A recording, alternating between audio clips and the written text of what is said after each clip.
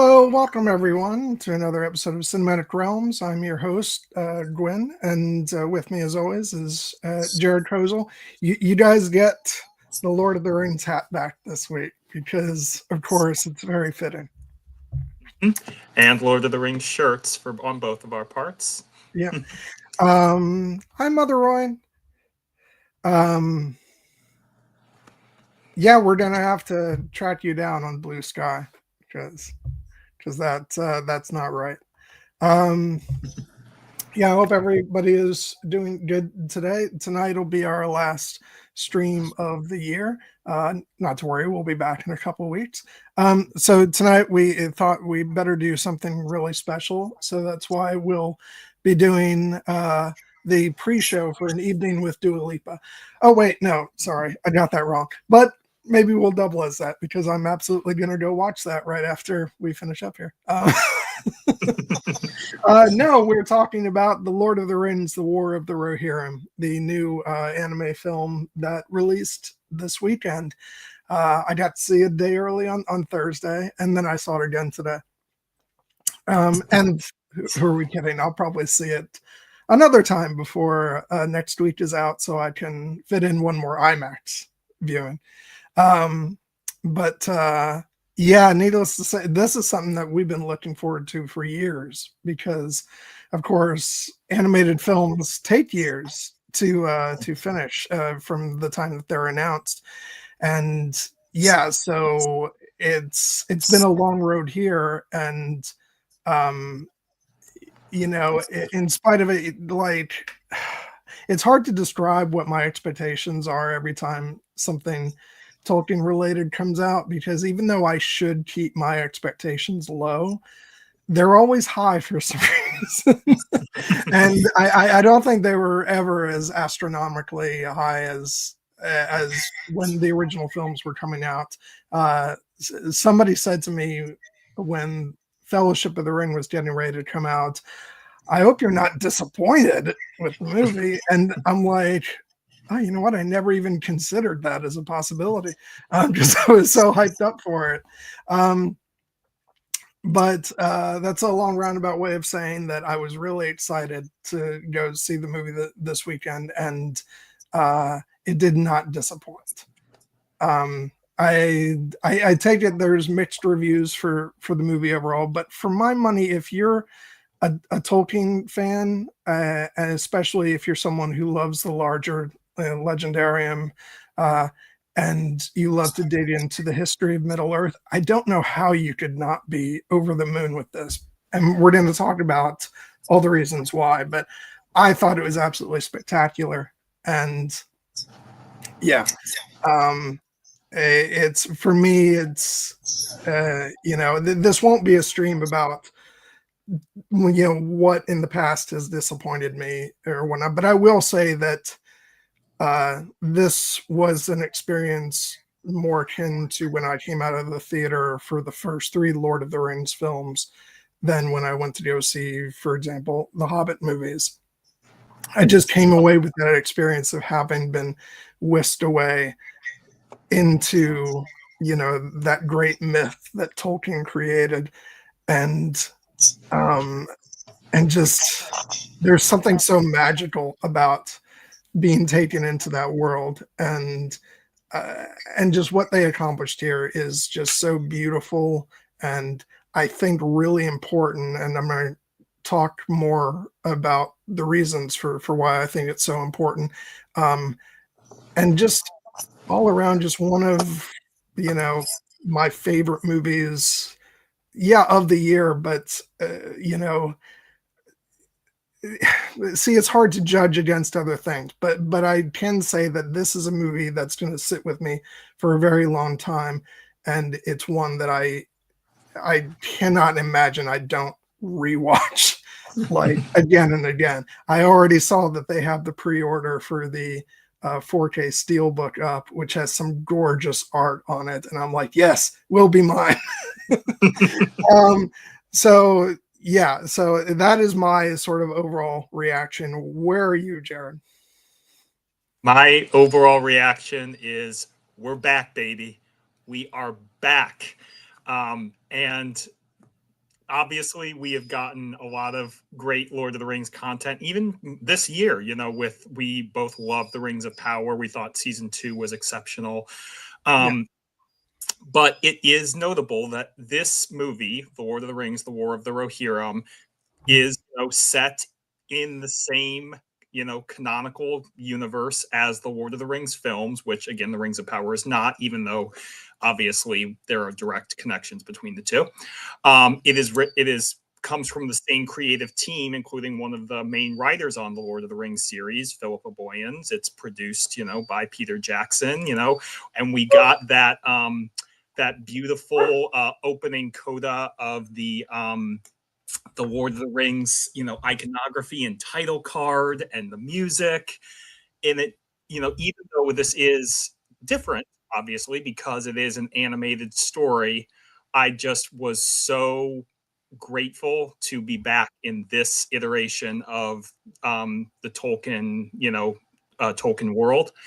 And honestly, that would have been enough, just on nostalgia vibes, like even if the movie was not at the same level, and I will say it's not as great as the three original Lord of the Rings films, but those are 3 of the best movies ever made. Yeah, that's kind of the thing. It's like it's kind of, I always joke, it's a bit unfair to every movie that's come out since the Lord of the Rings, because they'll never be Lord of the Rings. Exactly. So, yeah. And the thing is that, again, if this movie is kind of an outlier for many different reasons, and we'll get into it, not the least of which, just to be perfectly blunt, one of the reasons this movie got made is so that Warner Brothers did not lose the rights to make more Lord of the Rings movies, because it had been 10 years since The Hobbit, and they're gearing up to make more live action movies. But and obviously some will say that's a cynical corporate ploy. But what I would say is, if it is, they did not need to go this hard, because this is an astonishing achievement in its own right, in terms of the visuals, in terms of the characters, in terms of the story and the themes. This is a beautiful story. Sorry, that's my dog, Coda. And it is one of, like, it is a story that is worth telling, that needed to be told, in my view. And I'm just so happy that we have it in this format, because Kenji Kamiyama, the director, obviously a very famous anime director, got to do things with the style of this movie that make it a unique and truly special event. So I don't care that it was made primarily for corporate reasons. I don't care that it was that it is probably not going to make money. And I know you have thoughts about the way that this movie was marketed. This is a special movie, and I'm very glad to say that now that it's out in the world, we will always have it. How it was marketed, or was it marketed at all? I remember one trailer. Yeah, there's one trailer, and I counted 2 TV spots on the official YouTube channel.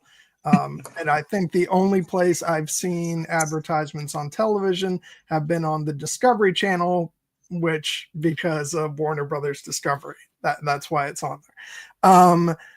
Yeah, I'll be clear. Like, I am not blind to the fact that there's a very cynical way to look at how the reason why this movie is.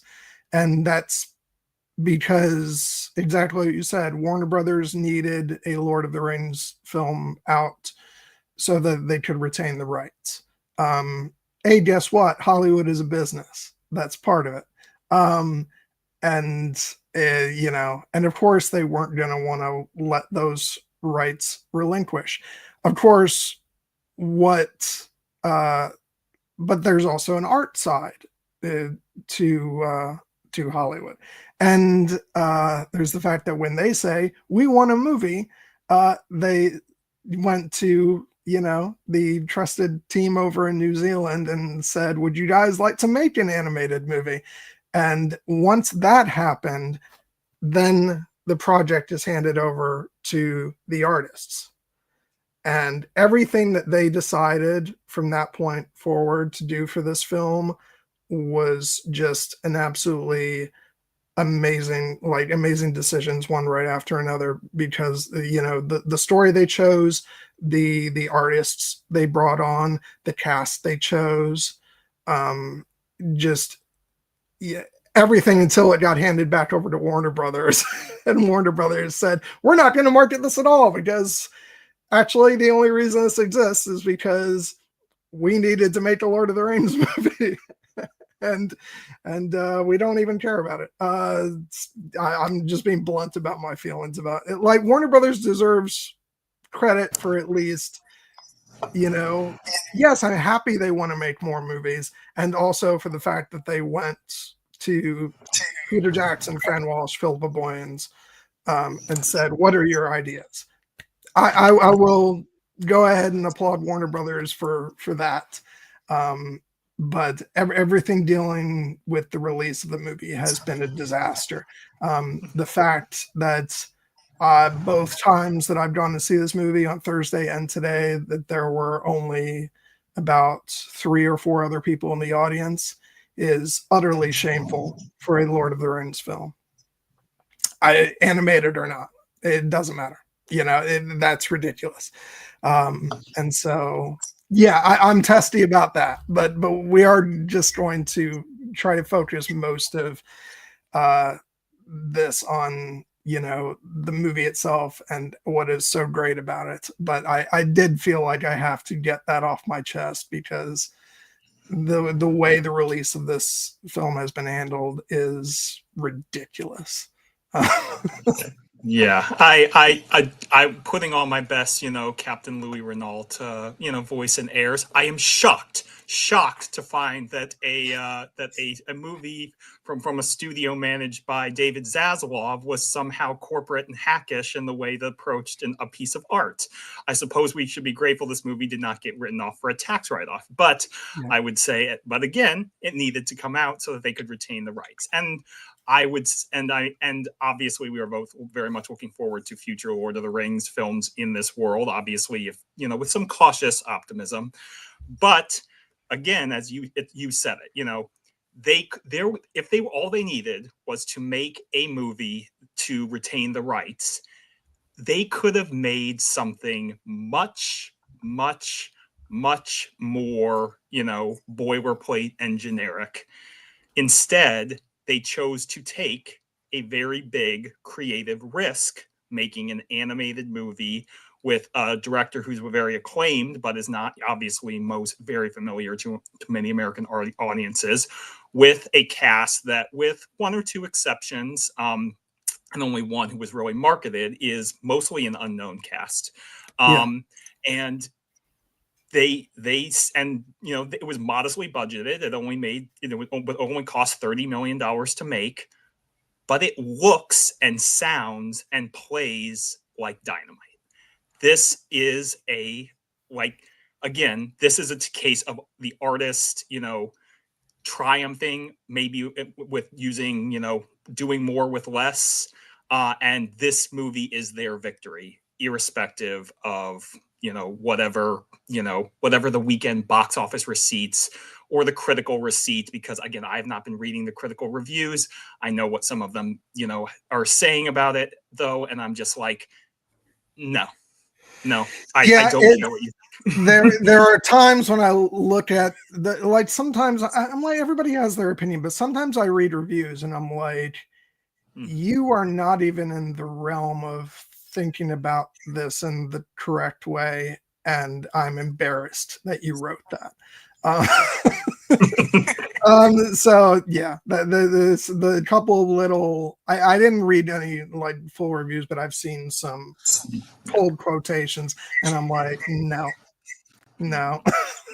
I know people hate it when people use the whole "you just didn't get it" thing, but sometimes it's apt. You don't get what the purpose of this was. You don't get what anything about Tolkien's storytelling. You don't I guess you just wrote your 4-star reviews of the Lord of the Rings films because you were dazzled by, one thing or another, but you didn't delve deeper into the story. And I know that's so, it's possibly very immature of me to be like that, but I am at the point in the year where I'm like, yeah, I don't give a shit anymore. I'm going to sing the praises of this film, and we're going to do that throughout the rest of the stream. And I really don't give a rat's ass what either critics or general audiences have to say about it.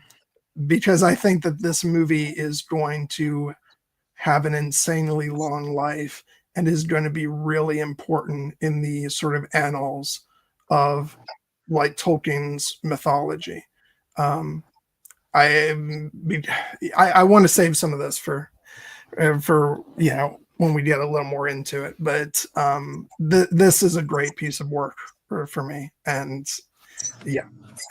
And so I just want to put this up. I'm really happy to hear that you went and the cinema was almost full. I mean, I live in Southwest Florida, and along with a lot of really bad political stances, I'm sure most of the people here have terrible taste in movies. So like, I by no means would I use my theater as sort of the bar, but also I know the movie isn't doing very well overall at the box office, at least here in the US. I do hope it does a lot better overseas, which I think it probably will. Yeah, because I'm obviously anime is big in Japan. I think it's getting a European release. The Lord of the Rings has a worldwide fan base. I'll just say for my part, my theater here in Monterey, California, it was about half full. Like one of those 200-seat theaters, so there were about 100 people there, and they enjoyed it. When I started the clapping after the movie was over, and people joined in. So overall, I think that a lot of people who are going to see this movie are going to enjoy it if as you say, Gwen, they have an understanding about the themes and the nature of Tolkien's world beyond the idea of it being like the cultural blockbuster phenomenon that the original Lord of the Rings trilogy became. It's just a case of, again, not many people are going to see this because of the way this movie was marketed and put it out into the world, and because of animation's smaller audience. But this is how cult favorites and cult classics are born.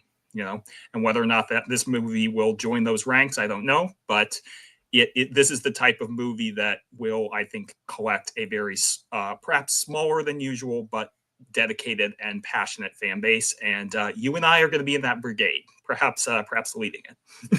Yeah, I will say one more, just to get in the remainder of my complaining before we get into this absolutely gorgeous film, is directed at the awards bodies as well. That it seems like none of them are going to recognize this either. And to be honest, I guess I'm not surprised, because especially when something isn't even before this movie came out, anybody could have told you box office wise it wasn't going to do very well, just because of the marketing and because of sort of the excitement level from general audiences. I knew that going into this weekend, and I suspect that's also why it hasn't gotten attention from awards bodies, which I find kind of ridiculous, because clearly I think it should. But I've really noticed how, especially in the animated feature categories, they care a lot about what was successful at the box office, because another film this year that is being forgotten in that category, and it was by far the other out of this world amazing animated film this year, was Transformers 1. And that's a lot for me to say as someone who has been mostly very negative about Paramount's Transformers franchise, but that is an amazing, great movie for people of all ages. That is definitely an animated film that is made for the whole family. I would say this gears more, skews a bit more adult and Transformers 1 is, is quite kid friendly, but it's so much fun, and it cares about the Transformers audience, and it cares about doing right by the legacy of that franchise and the original, animated series and the 1984 or 1986 movie. And so the fact that neither of these films, the two best animated films of the year, are going to be in that category for the different award ceremonies, I'm just a little pissed off. But that's the way it is. It is. I mean, as I mentioned, I've paid less attention to the Oscars this year than I have in any year previously, after being all in last year with Oppenheimer.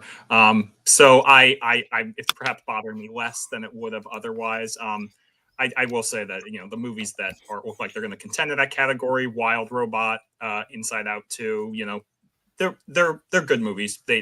But the category would be made better by the addition of a movie like this.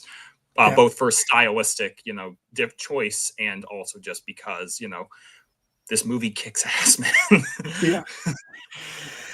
Okay, so let's veer off of sort of our complaints about things outside of the movie, and just talk about God, I don't even know where to start, because there's just so many different elements of this that, first off, I want to pay immense tribute and respect to Kenji Kamiyama, because what an incredible artist this, because it's no easy thing to step back into this world that Peter Jackson and co created from Professor Tolkien's works, because as we know, Peter Jackson himself stepped back into it and there's a lot about the Hobbit movies that I love, but I think mostly everybody would agree, kind of mixed results overall.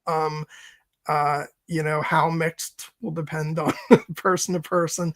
So it's hard. It's a difficult thing to step back into when you have created three of the greatest films of all time. And so the fact that he did it in this way that pays immense tribute to those earlier films, and also does,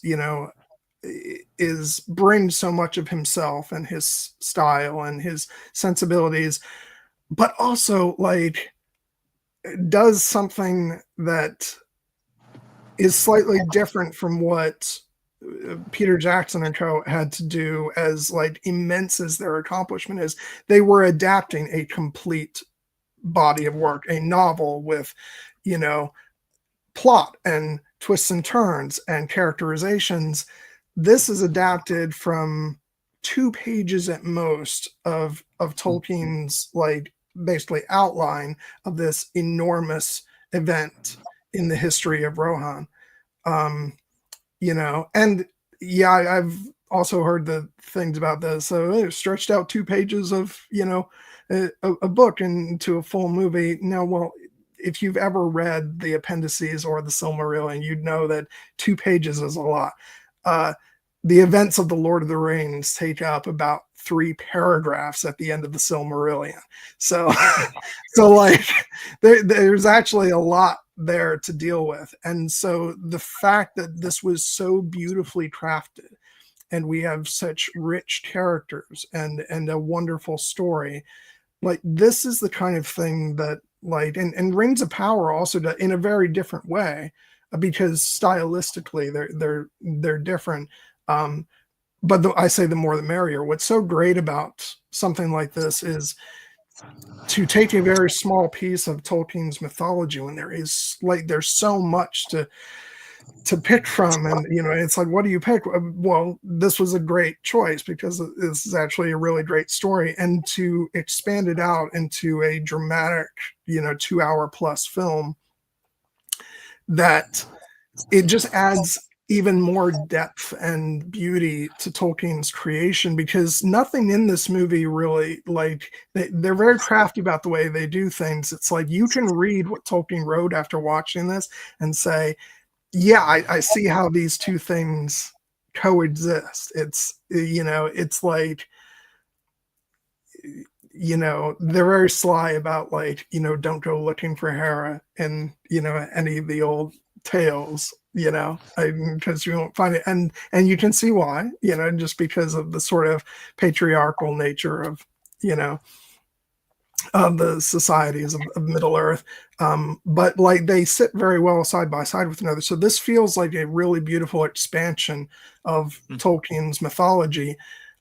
And that's why I think it's going to be really important, you know, moving forward, because it shows, like, you know, Tolkien himself talked about, you know, uh, you know, creating this vast mythology and then leaving room for other hands and minds to, you know, create uh, drama, poetry, you know, music. And so this feels like it's existing in that tradition of expanding on something that he left kind of, you know, just he left, you know, a little bit of it, and then this is a dramatization of that, and it just makes, like, every time we get something like this, like, you know, when Christopher Tolkien, you know, compiled and slightly expanded the material for the Children of Hurin and allowed that to exist as its own story. Likewise for this, getting the War of the Rohirrim as an individual story that people can go to, and it's like it's their way into the history of Middle Earth. And I just think that that's such an amazing thing, and especially when it's done as beautifully as this has been done. I just think it enriches everything that we love about Tolkien's creation and Middle Earth. And yeah, I just like that was one of the big things that had me grinning when I was coming out of the theater. Like the film itself is remarkable enough, and you know, like I said before, it's got, you know, the animation is beautiful, the performances are beautiful, the writing is great. You know, it's everything. But even like that is amazing, and then also in that other category you've got, but just the fact that something like this exists, and the way it enriches, you know, the whole of, you know, Middle Earth history, it's just, it's so exciting as both a viewer and as a reader of Tolkien. Yeah, there's so much to unpack there. But I do want to start with where you started with the director Kenji Kamiyama, because I do feel, for as much as we gush about, you know, movies on this channel, sometimes we forget to actually, like, I think, call out the director as much as we should. We talked about Wicked for almost 4 hours last week. We barely mentioned the name John Chu, even though we were talking extensively about what a great job, you know, the movie, how well crafted it was. I don't want to make that mistake here, because Kenji Kamiyama, this is very much, you know, even though he, you know, this is Tolkien's story that he is adapting based on a script from Philippa Boyens and the other writers, Will Matthews and Jeffrey Addis and Phoebe Gittins, and Artie Papagiorgio. But this is a, you know, this is a Kenji Kamiyama film, you know. And I say that even though, like, I don't have the greatest, you know, most widespread experience with his you know, filmography, but we do know him from Star Wars Visions, because he directed the story The Ninth Jedi, which is would be a lot of people's pick for their favorite of that first season of the show, although the Village Bride for me also is a big winner. But as far as, like, you had to pick one for, like, just overall, like, scope and vision, I think The Ninth Jedi is a real, like, jewel in the crown for that show. And so yeah, when I found out he was directing this, I was like, oh, this is gonna be good. Yeah. And we have our hopes, because the studio that made The Ninth Jedi will be returning for Visions Volume 3, and we're hopeful we may get a sequel to it. We'll see. But I would say that he also is, you know, he did things like I think he did a Blade Runner animated series, Black Lotus, that is set, you know, in the lead up to Blade Runner 2049, which we both love. I have not seen all of that, but for what I have seen, it looks gorgeous. But and I'm also not, like, I'm not the most well versed in anime overall. You know, like, I do have certain movies that I really, think are special. I love Your Name. I obviously love a lot of Japanese animation from masters like Miyazaki. But this is a unique approach to storytelling in this world, and it allows them to pull off sequences that even if this movie had been live action, and if they had done something similar, they couldn't do it quite like this. Yeah. There are a few sequences that we will be talking about in detail on that front. But at its core, the story is, one of Kenji Kamiyama's greatest triumphs with this is that even though the visual style of this movie is amazing, the story is what carries it through. And the spine of that story obviously comes from J.R.R. Tolkien's appendices.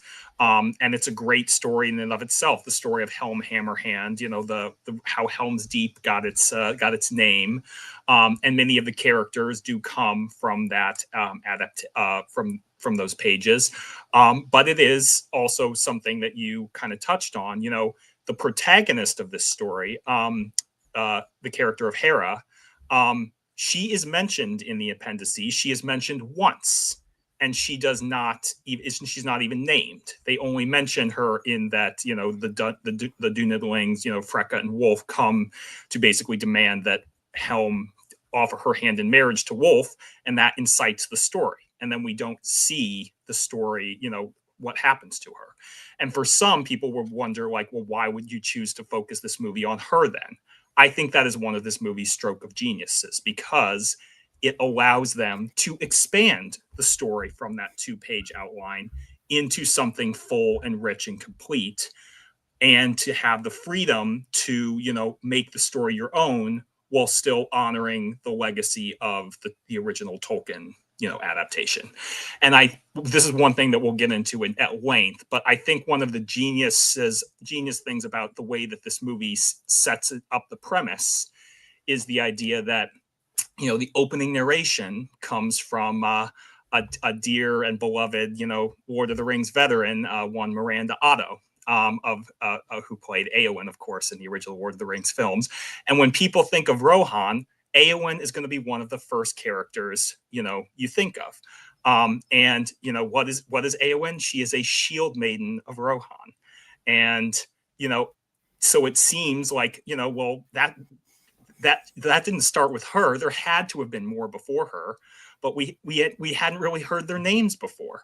And to be honest, like the idea that maybe their names could have been lost to history, that feels very, tragically fitting, given the way that history, who often writes history, but that allowed them to kind of play into a great thematic idea. I thought the idea, because there's a scene in the original Lord of the Rings trilogy where Éowyn is kind of urging Aragorn to allow her to fight at his side.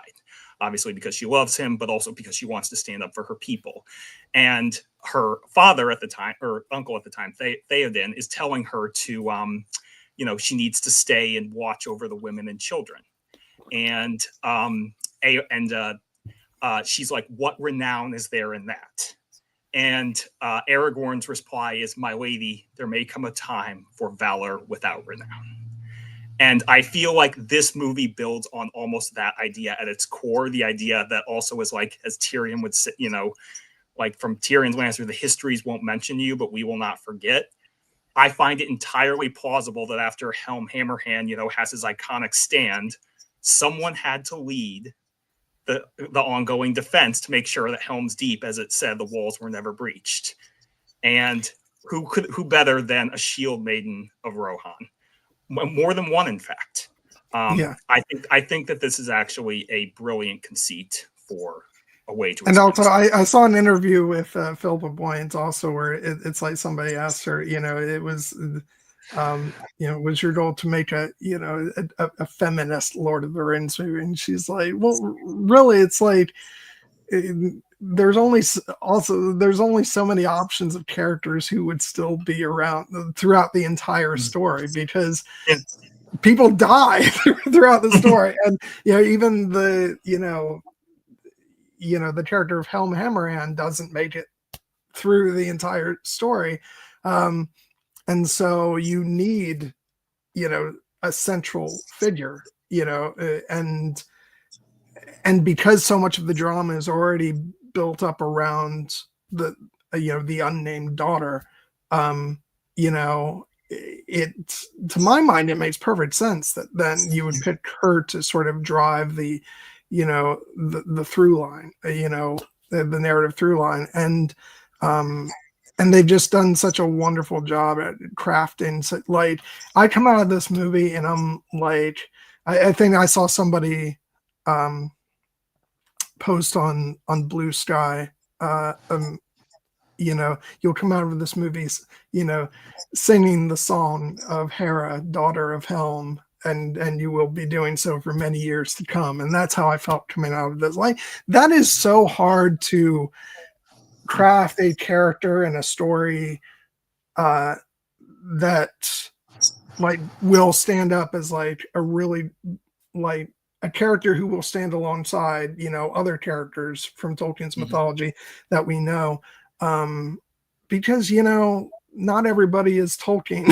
Not everybody has his gift for writing and creating characters, and so it's that's a tall order, and I thought they did such a magnificent job, and I'm so glad they chose to do it in this fashion, because it's such a beautiful story, and I can't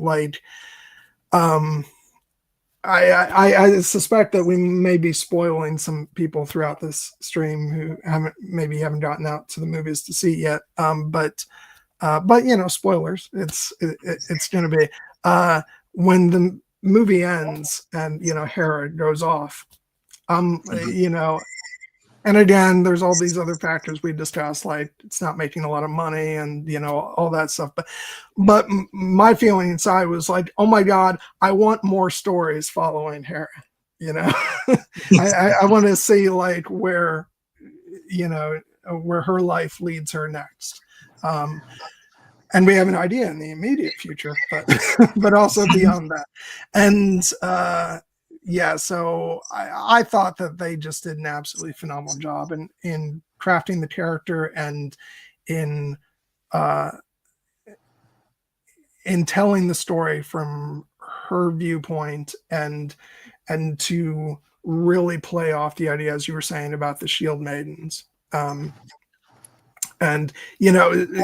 and not to like leave the other one out in the dark, I love the character of Olwen too. She's fantastic, and I love that point early in the movie, which is then later echoed by the character of Leaf, when somebody says early in the movie, the Shield Maidens are all gone, and Hera whispers under her breath, "Not all of them," because of course she knows one, and it's Olwen who has helped to raise her and bring her up, and and has been like a very motherly figure towards her, but also her mentor and her trainer, and and someone who looks after her. And when we find out more about her, and she starts talking about fighting side by side with Hera's father, Helm, it's just like you realize, oh no, this woman is a proper badass, and she gets to show it off numerous times throughout the movie. And so I loved that they they really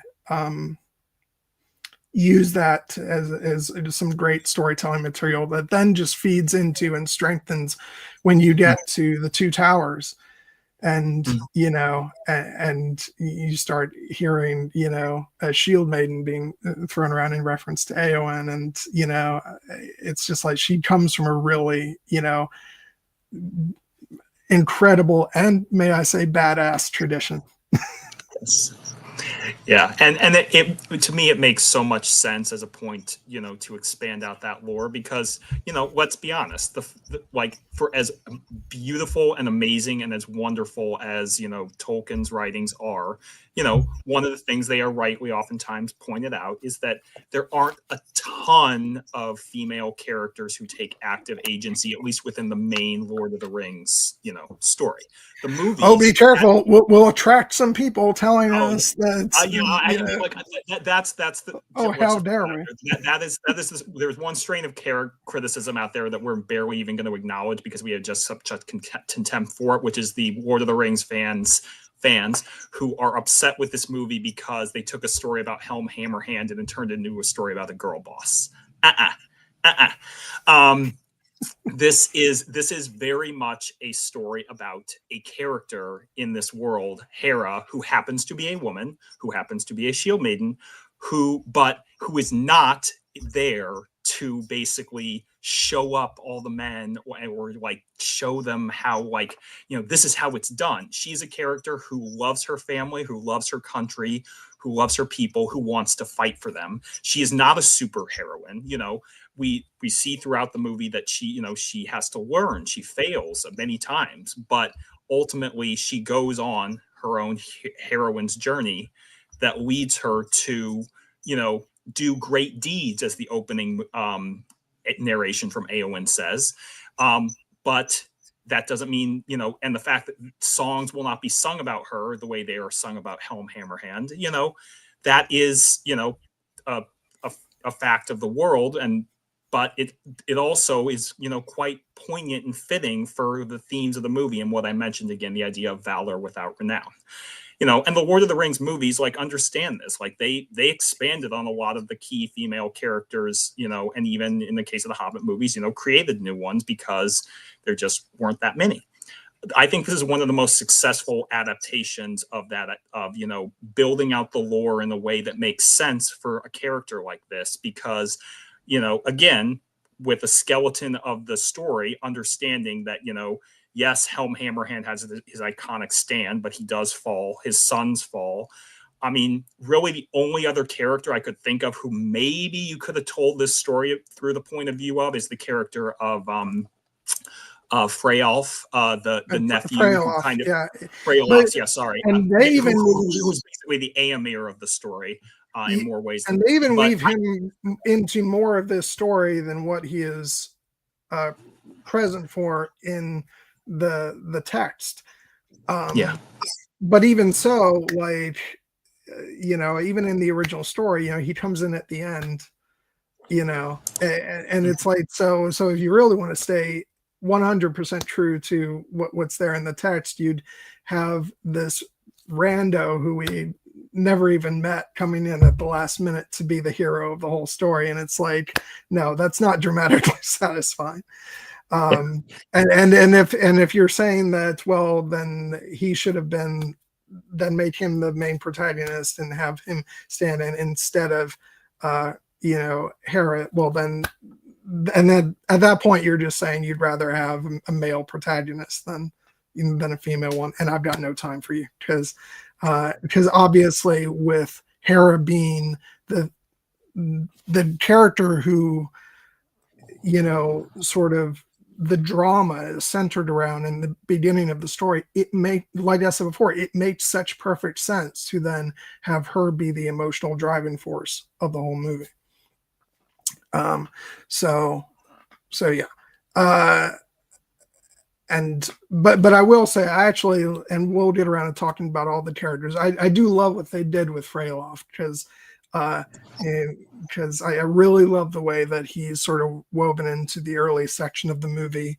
And then, yeah, he does very much get to do the Aemir thing, where he gets banished and gets to come in, which is so great. Yeah, it's, I don't care if we've seen a form of that before. It really works in this story, and there's a nice spin on it with why his arrival is so dramatic, and we'll get to that a bit later. But yeah, just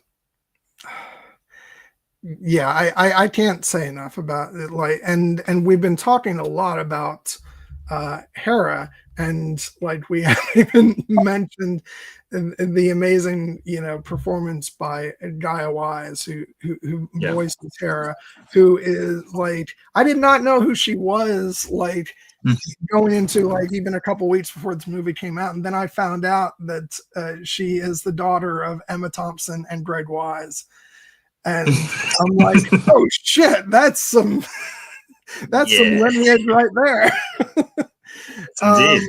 And then of course once I saw her in interviews, I was like, oh yeah, that is totally the daughter of Emma Thompson. But she is so great. Like,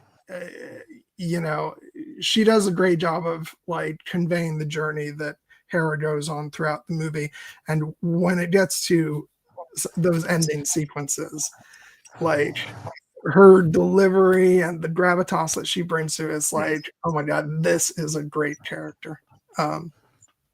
And so yeah, like, round of applause, because I thought she was fantastic. No, again, I had never seen her or heard her in anything before. I was not aware until just very recently, as you were, that she is, she comes from, a royal lineage of her own, but I do think that this is a case of, the fact that, she just gets to inhabit this character, and define this character for us is, they could have gotten a bigger name to voice this character. I'm glad that they went the route that they did, because she is, she is remarkable in this role, and the way that she, again, like, evolves throughout the movie. Like, she starts in one place, as she's always a free spirit. She's always, very, headstrong and strong of will, but she does need to learn throughout the course of this movie. And by the end, when we get to the closing narration from Eowyn, and talking about like how, she went on to become, headstrong, wild, and free, and she remained so until the end of her days. Nice little nod there. I was just like, I'm so happy that she gets to go on and tell that own story, and I hope that perhaps we might see more of those stories one day. But if not, then this story feels complete. Right? Hera's story, she feels like a character who has, in the story, history became legend, legend became myth. But for us, the story of Hera, Shield Maiden of Rohan, will not be forgotten.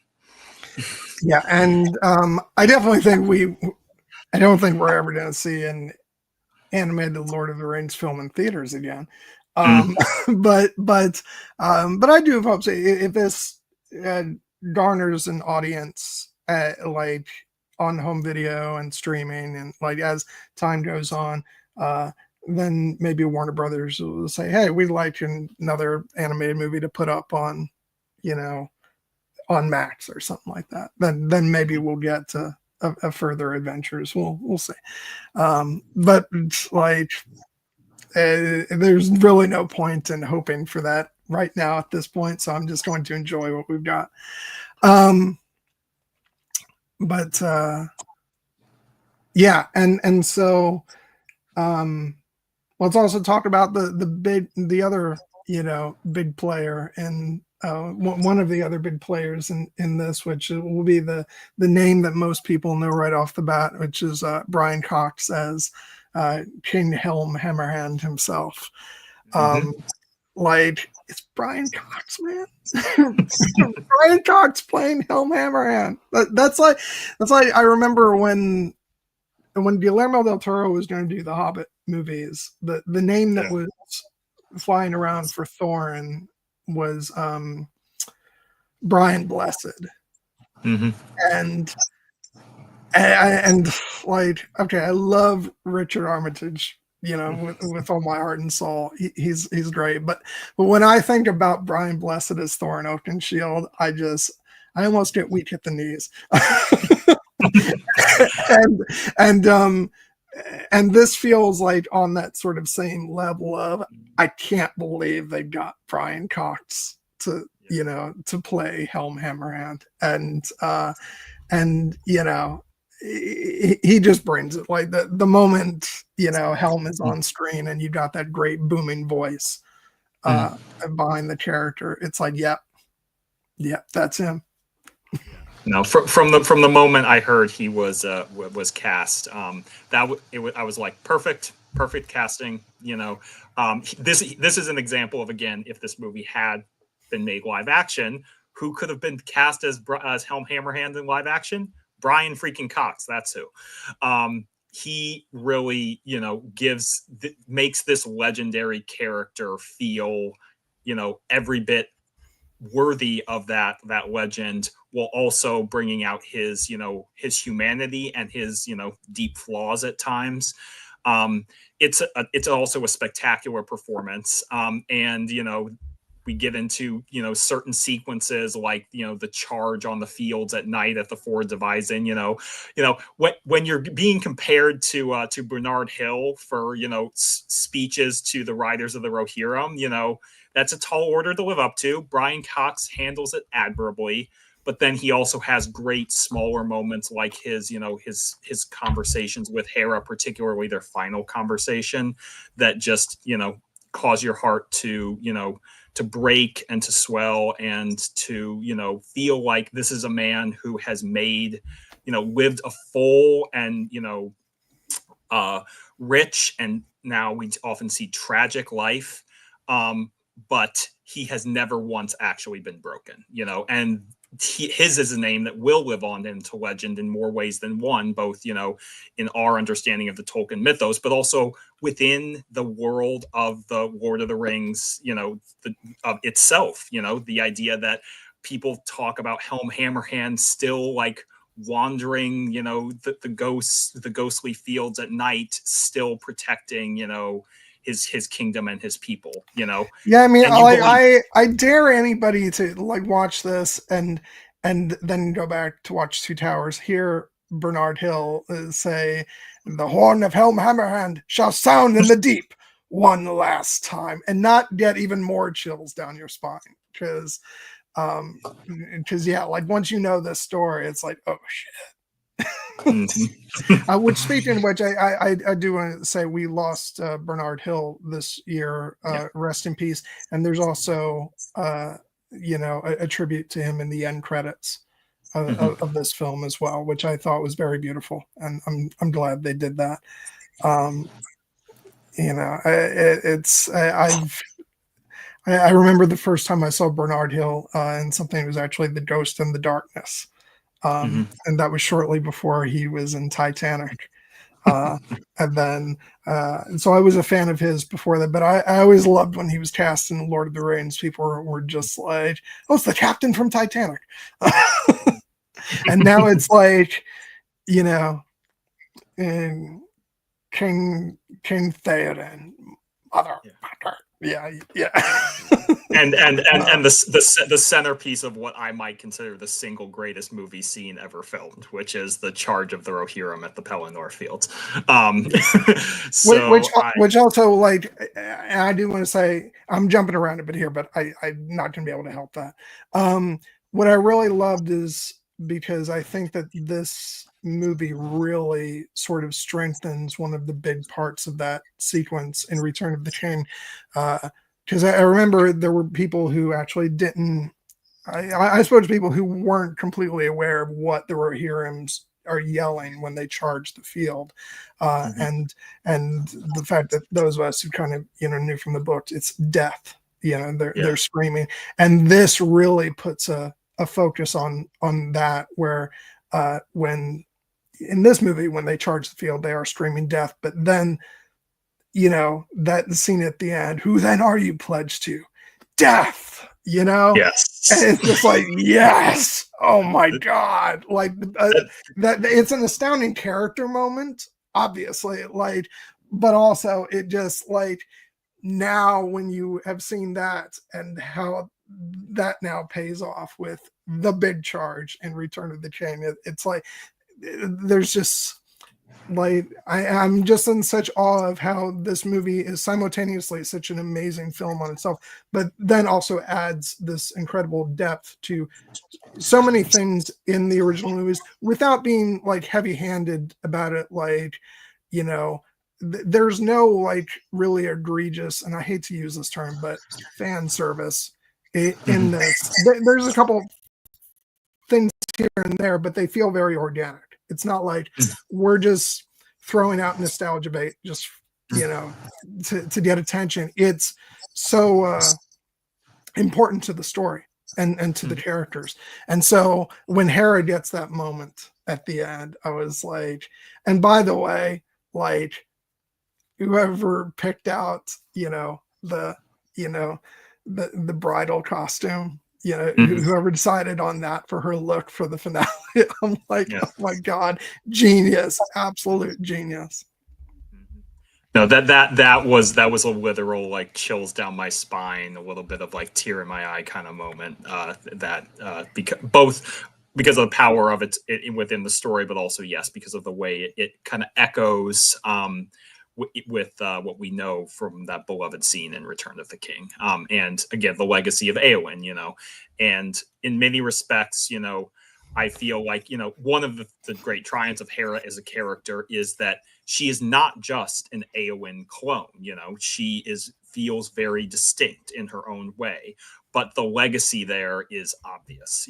Like both in the fact that Eowyn obviously came first in our world, but in universe, the idea that this is a woman that Eowyn, narrating the story clearly knows about and reveres. I'm like, the synergy there is beautiful. And I think that it's ultimately to, the movie's credit that they find a way to, give her that iconic moment and not have it feel like a direct, echo of Eowyn's victory over the Witch King in iconic victory over the Witch King in Return of the King, like she gets the iconic moment of the no man can kill me, I am no man, and then stabbing the Lord of the Nazgul in the face, which is fucking amazing. But in this case, obviously there is a different dynamic between her and the villain of the piece, Wolf. But it does not ultimately come down to the fact that it's like that she's like, I am no man. It comes down to the fact that she is trying to get this boy that she once knew to stop this senseless killing, and he won't do it. So she chooses how to end it. Well, yeah, and ultimately, like the two characters' wants and needs are like very different. Eowyn primarily wants to be recognized as, more than just, these are not my words. These are the society's words. More than just a woman in terms of what society views that as. She wants to prove herself that she can ride into battle with all the men, and that's what she wants. What Hera wants is the freedom to determine her own destiny, to not be, to not have to marry someone, to be able to live the life that she wants to live. She doesn't necessarily want to ride into battle. That's not like, she's obviously very game to do that, and she feels that she should be able to defend her people, but it's not that's not like her ambition. She just basically just wants her freedom. And so that moment for her is very much about saying, I'm not tied to anyone except for myself and my sense of freedom. And in this moment, I'm proclaiming death because I choose that over letting you hurt my people. And so yeah, they are two very distinct characters with different different goals and different desires, and I like that. I think they did a really good job with her. But Well, let's veer back to Helm for a second, because we did kind of. It's going to be inevitable. We're going to keep veering back to Hera because she's so amazing. Um, but like, yeah, it's Helm goes through his own transformation. You know, he's kind of what you expect. He's a very headstrong king. Something that I actually got from, I don't know if I have it sitting. Oh, it's back there. I'm not going to go grab it. I got the visual the guide that they just released. It's pretty thin. There's not there's not a whole lot there. It's the kind of thing you buy just to have a collector's piece from the movie. But one thing that it had in there, and it's been a little while since I looked at all the dates and stuff in the appendices of the Lord of the Rings. Otherwise, I might have known this. But when the story starts off, Helm has only actually been king for 5 years because his father lived to be very old, and Helm became king at I can't remember if it said age 50, probably, and so even though he's this very experienced warrior, he's also a rather inexperienced king at this point, which you can kind of tell because he doesn't quite, he hasn't learned, how to navigate like tricky politics. He doesn't really care about all that. It's just like, you better not speak out against me or I'm going to beat the shit out of you. And so that presents itself early on when the character Freka comes to offer his son to have Wolf ask Hera's hand in marriage, and just getting those two characters of Helm and Freka together is a bad idea because they're both two alphas who are just way too big and strong, and shit's gonna go down. Yeah.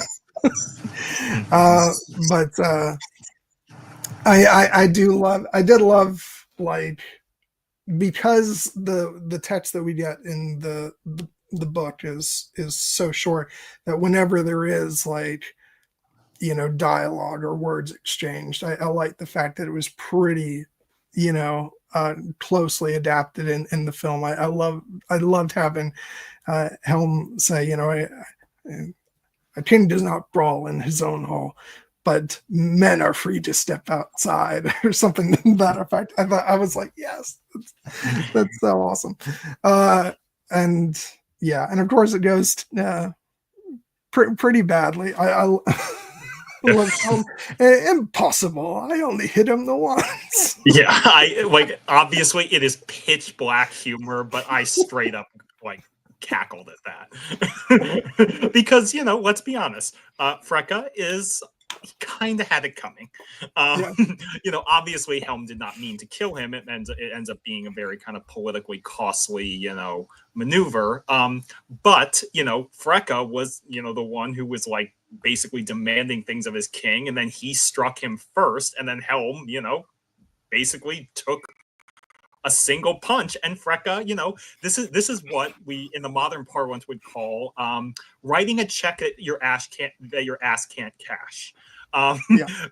He very much was not ready to stand up to Helm, who had not earned the moniker Hammerhand up until that moment, and then he earns it with aplomb. It's it's a badass moment, but obviously it's a tragic moment in the moment, in the immediate aftermath, because this is what really, if the asking of the event for Hera's hand in marriage is like kind of the inciting event of the story, this is kind of the tinder that sparks the flame, because when Wolf is kneeling over his father's shattered body with tears in his eyes, and then he looks up at him and Helm, and in the moment that was in the trailer when he looks at and he just spits out, "You will pay for this with your life." And what's chilling about it is that we later learn Helm's life is actually not enough to sate Wolf's bloodlust. He needs to take everything from him because, as he will say, he has nothing else left. And it is, and we're not talking about the character of Wolf yet, but I think this is an example of, as we're talking about Helm going on the journey, he does not understand a character like Wolf and his motivations yet. And that is one of the reasons why Wolf is kind of able to get a jump on him, because Wolf is a very cunning foe. And Helm, is used to, basically when you're a hammer, everything looks like a nail. That's very much his approach to life. And Wolf is a little bit more slippery than that. So Helm has to learn to fight him in a different way. And he does. Yeah. And when we get to Wolf, there's so much underneath the surface there that we can dig into. talk about timely political themes and villains, Yeah. But yeah, no. Yeah, Helm is. It's so interesting because, yeah, he's a character who has to lose almost everything before he finally starts to, get the message of like what he needs to do, and to point blank stop underestimating Hera. Who I think he loves very much. It's clear because he allows her a lot of freedom that you have to imagine most fathers in this world probably don't allow their daughters. But even so, he wants to get her out of harm's way. He even says at one point to her that yes, he does want to marry her off to someone in Gondor so that she's, and she's like, is that what please you to send me away? And he's like, yes, to protect you, and so for him, I think he perceives that he is in a dangerous position, that he has been in a dangerous position, just probably even back before this movie starts, probably sensing that his rule is maybe a little bit tenuous because, Freka is, someone who was always going to stir up trouble at some point. And so I think he very much wanted to see Hera sent off to somewhere that is very safe. And really, there's no place safer than Gondor. And so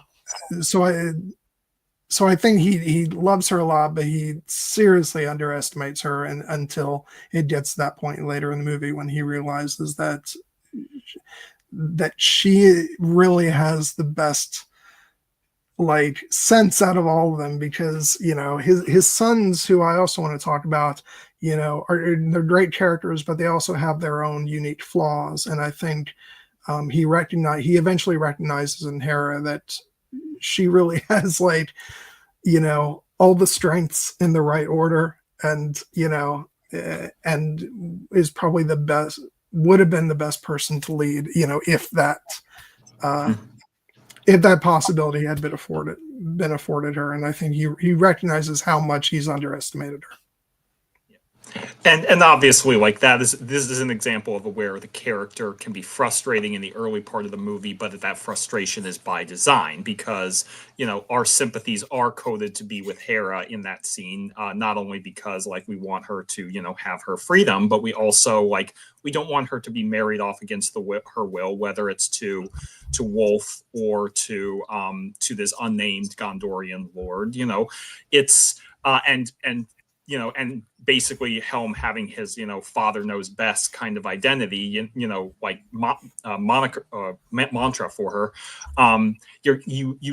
That won't hold, but it's what's one of the great things about the story, and is that it is tragedy that unlocks that, because Helm ultimately, as he loses his sons and is in danger of losing his kingdom, he is willing. He is not hell bent on trying to get all that back necessarily, or he wants vengeance, but more than anything, he wants to protect his daughter. And that is kind of a North Star of his core, even as he loses his way temporarily. And it is what ultimately kind of brings him back to himself and allows him to make that, final legendary stand. Because he is a character who, in many respects, once he is freed from the shackles of being like the ruler of the people of Rohan, we get to see like both his great strength and his great savagery. Like there's that scene in the crypts of Rohan where the children of who are hiding there in the in Helm's Deep, one of them whispers, "Is it true? Has the king become a monster?" And they're not saying it like in the same way as they would when when they're like, "Is it true the king is like becoming this badass character who's sneaking out at night to kill the enemy one by one?" They're frightened because monsters are dangerous and unpredictable, and Helm like, is he even human anymore? And and that's really I want to hold off on that part of the movie just for now, but it is a really nifty thing that they did there, where they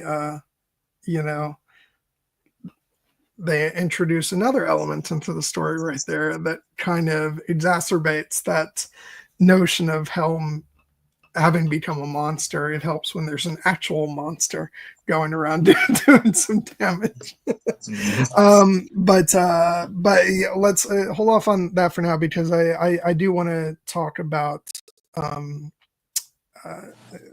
both his two sons, Heleth and Hama, who are great.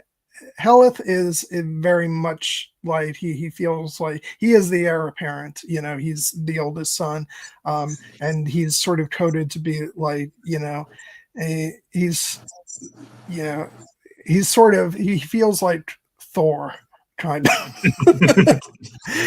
Like maybe he doesn't think things through as much as he should, but he is, he's very strong, he's very loyal, he's the one who's going to sort of lead the charge, and and the people kind of look to him as the next in line, and he's very dutiful to his father.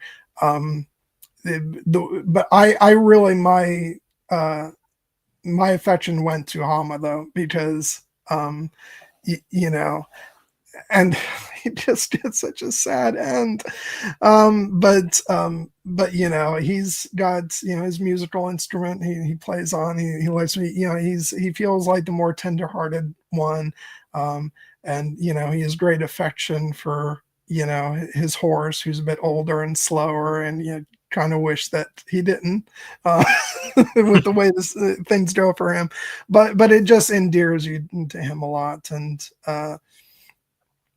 I like the rapport that he has with Hera, and I will say that when the tables get turned on all of them, and Edoras is attacked, and they go out to defend Edoras, just especially Haleth's death really caught me off guard with its brutality, and just the way the arrow just goes straight through his neck. And I was like, oh shit. Wasn't expecting that.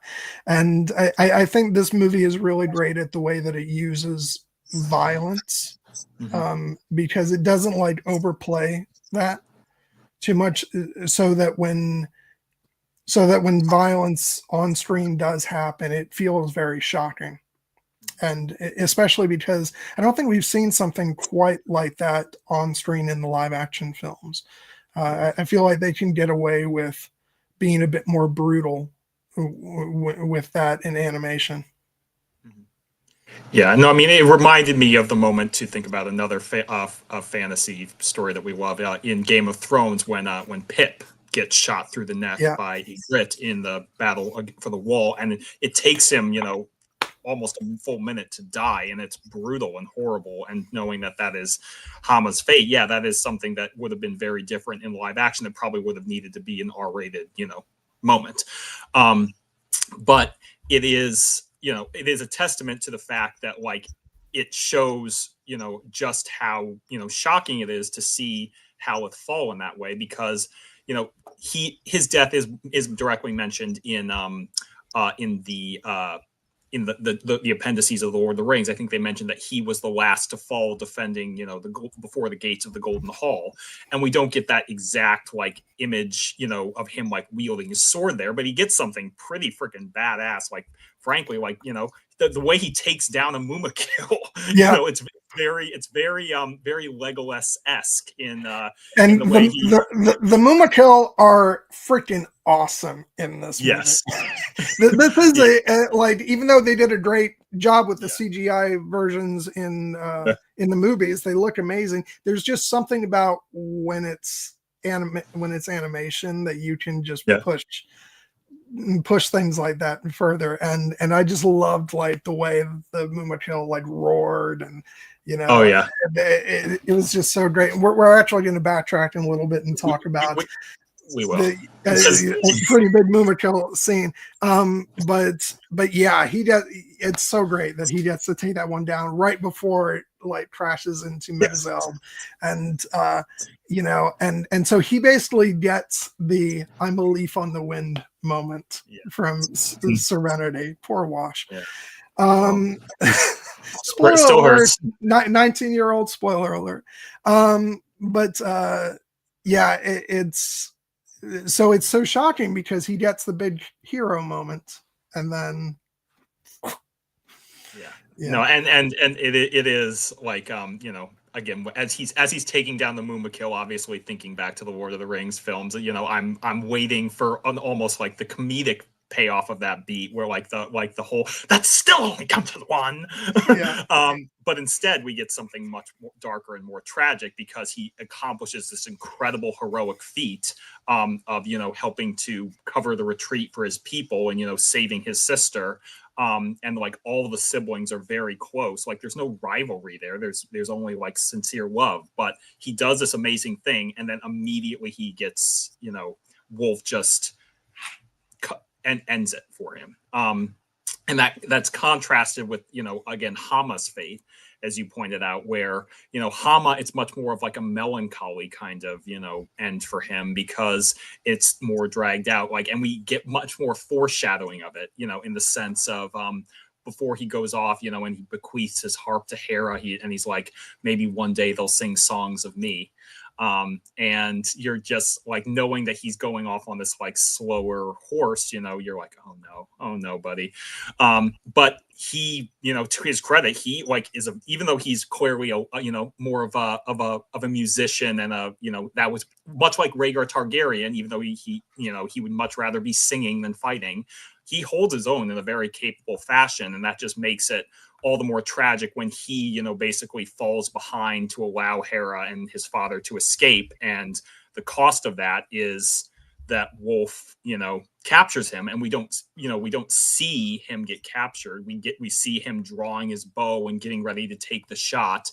And we would hope that he got a good shot off, but this is not what his. At first, I was really shocked, because I thought this was like the last thing we were gonna see of him right here. I was like, oh, that's bold. But I wasn't like, but it's also very like both horrific and dramatically satisfying that then we actually do see his fate when he's brought in front of the Hornburg.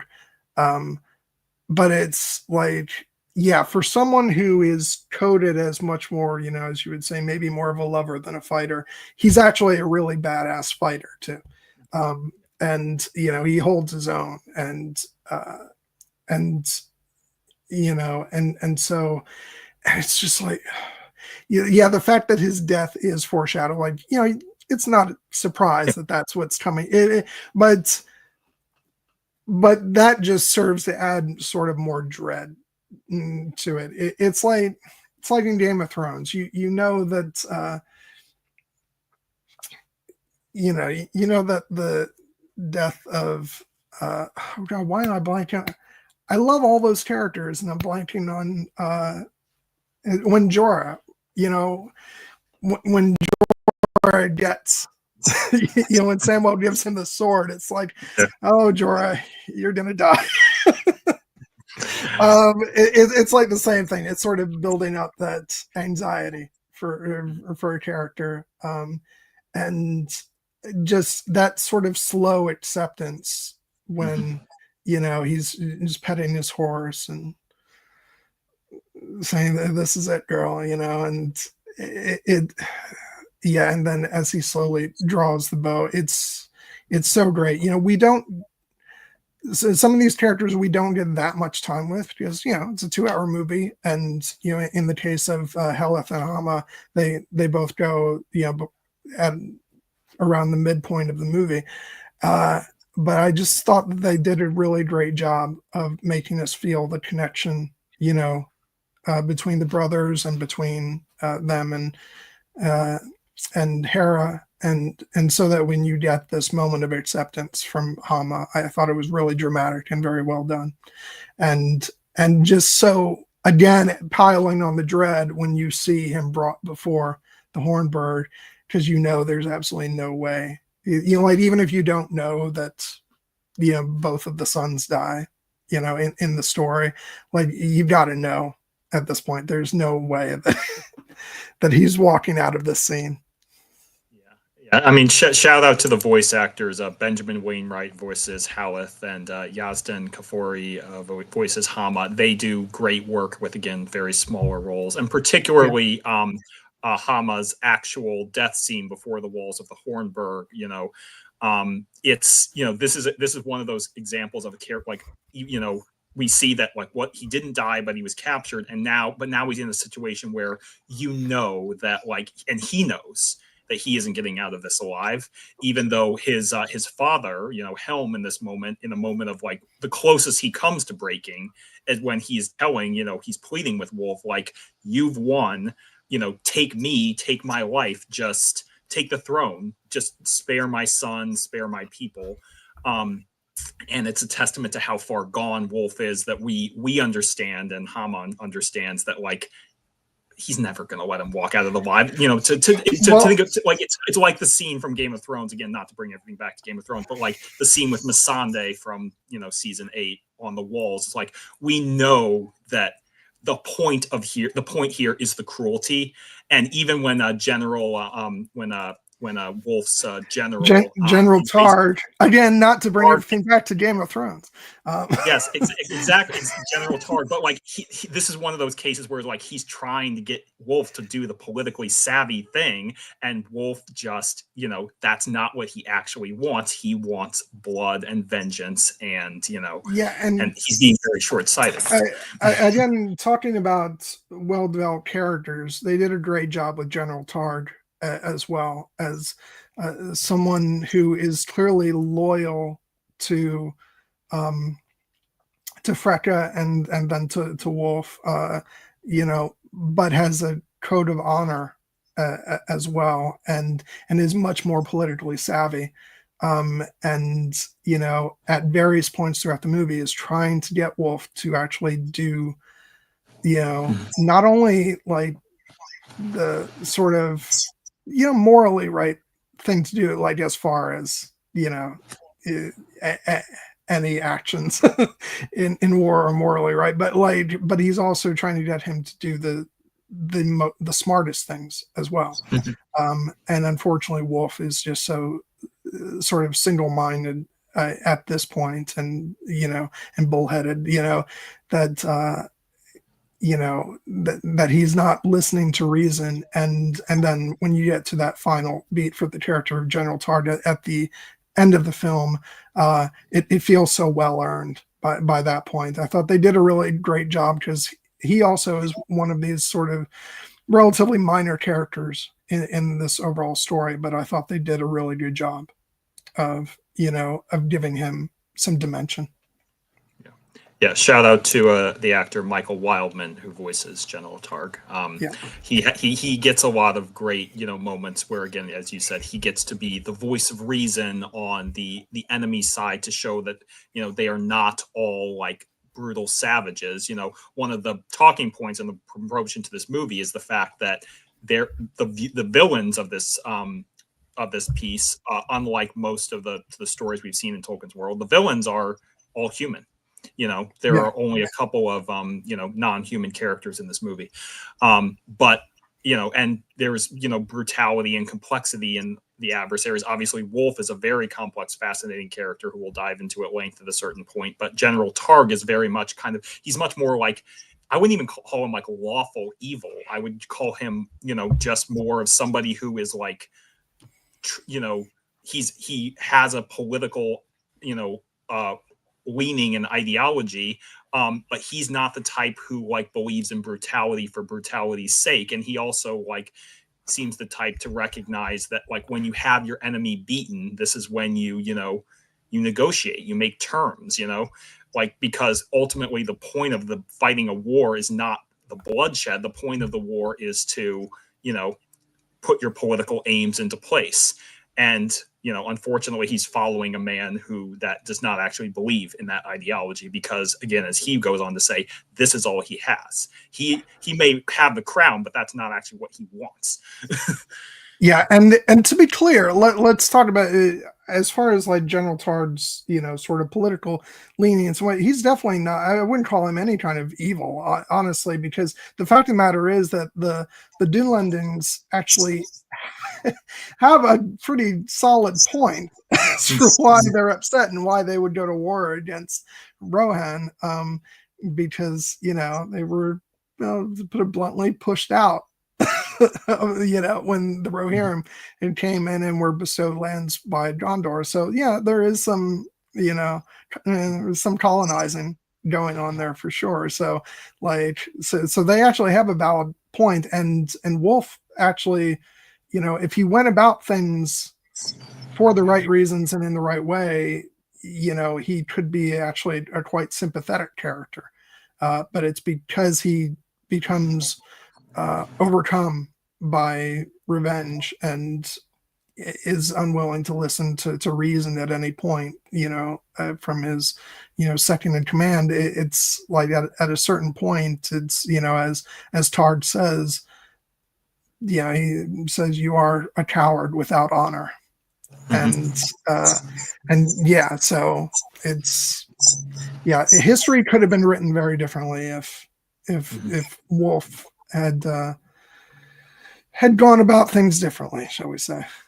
And I like, obviously, like, the victory has to be Hera's because she's the protagonist. There was a part of me that was wondering at a certain point if the resolution for Wolf was going to be General Targ basically, like, essentially recognizing that he was no longer worth following and like taking action against him. But it's actually much more tragic that he is the one who pays the price for the fact that, as you said, he calls Wolf a coward without honor, and Wolf's response of like, honor or not, men bleed and die just the same, and we see because yes, very much Wolf is a man without honor, but it's because that is what he has chosen to, give up, because he sees no value in it. And on that note, just with that line, I really do want to take a moment to praise, the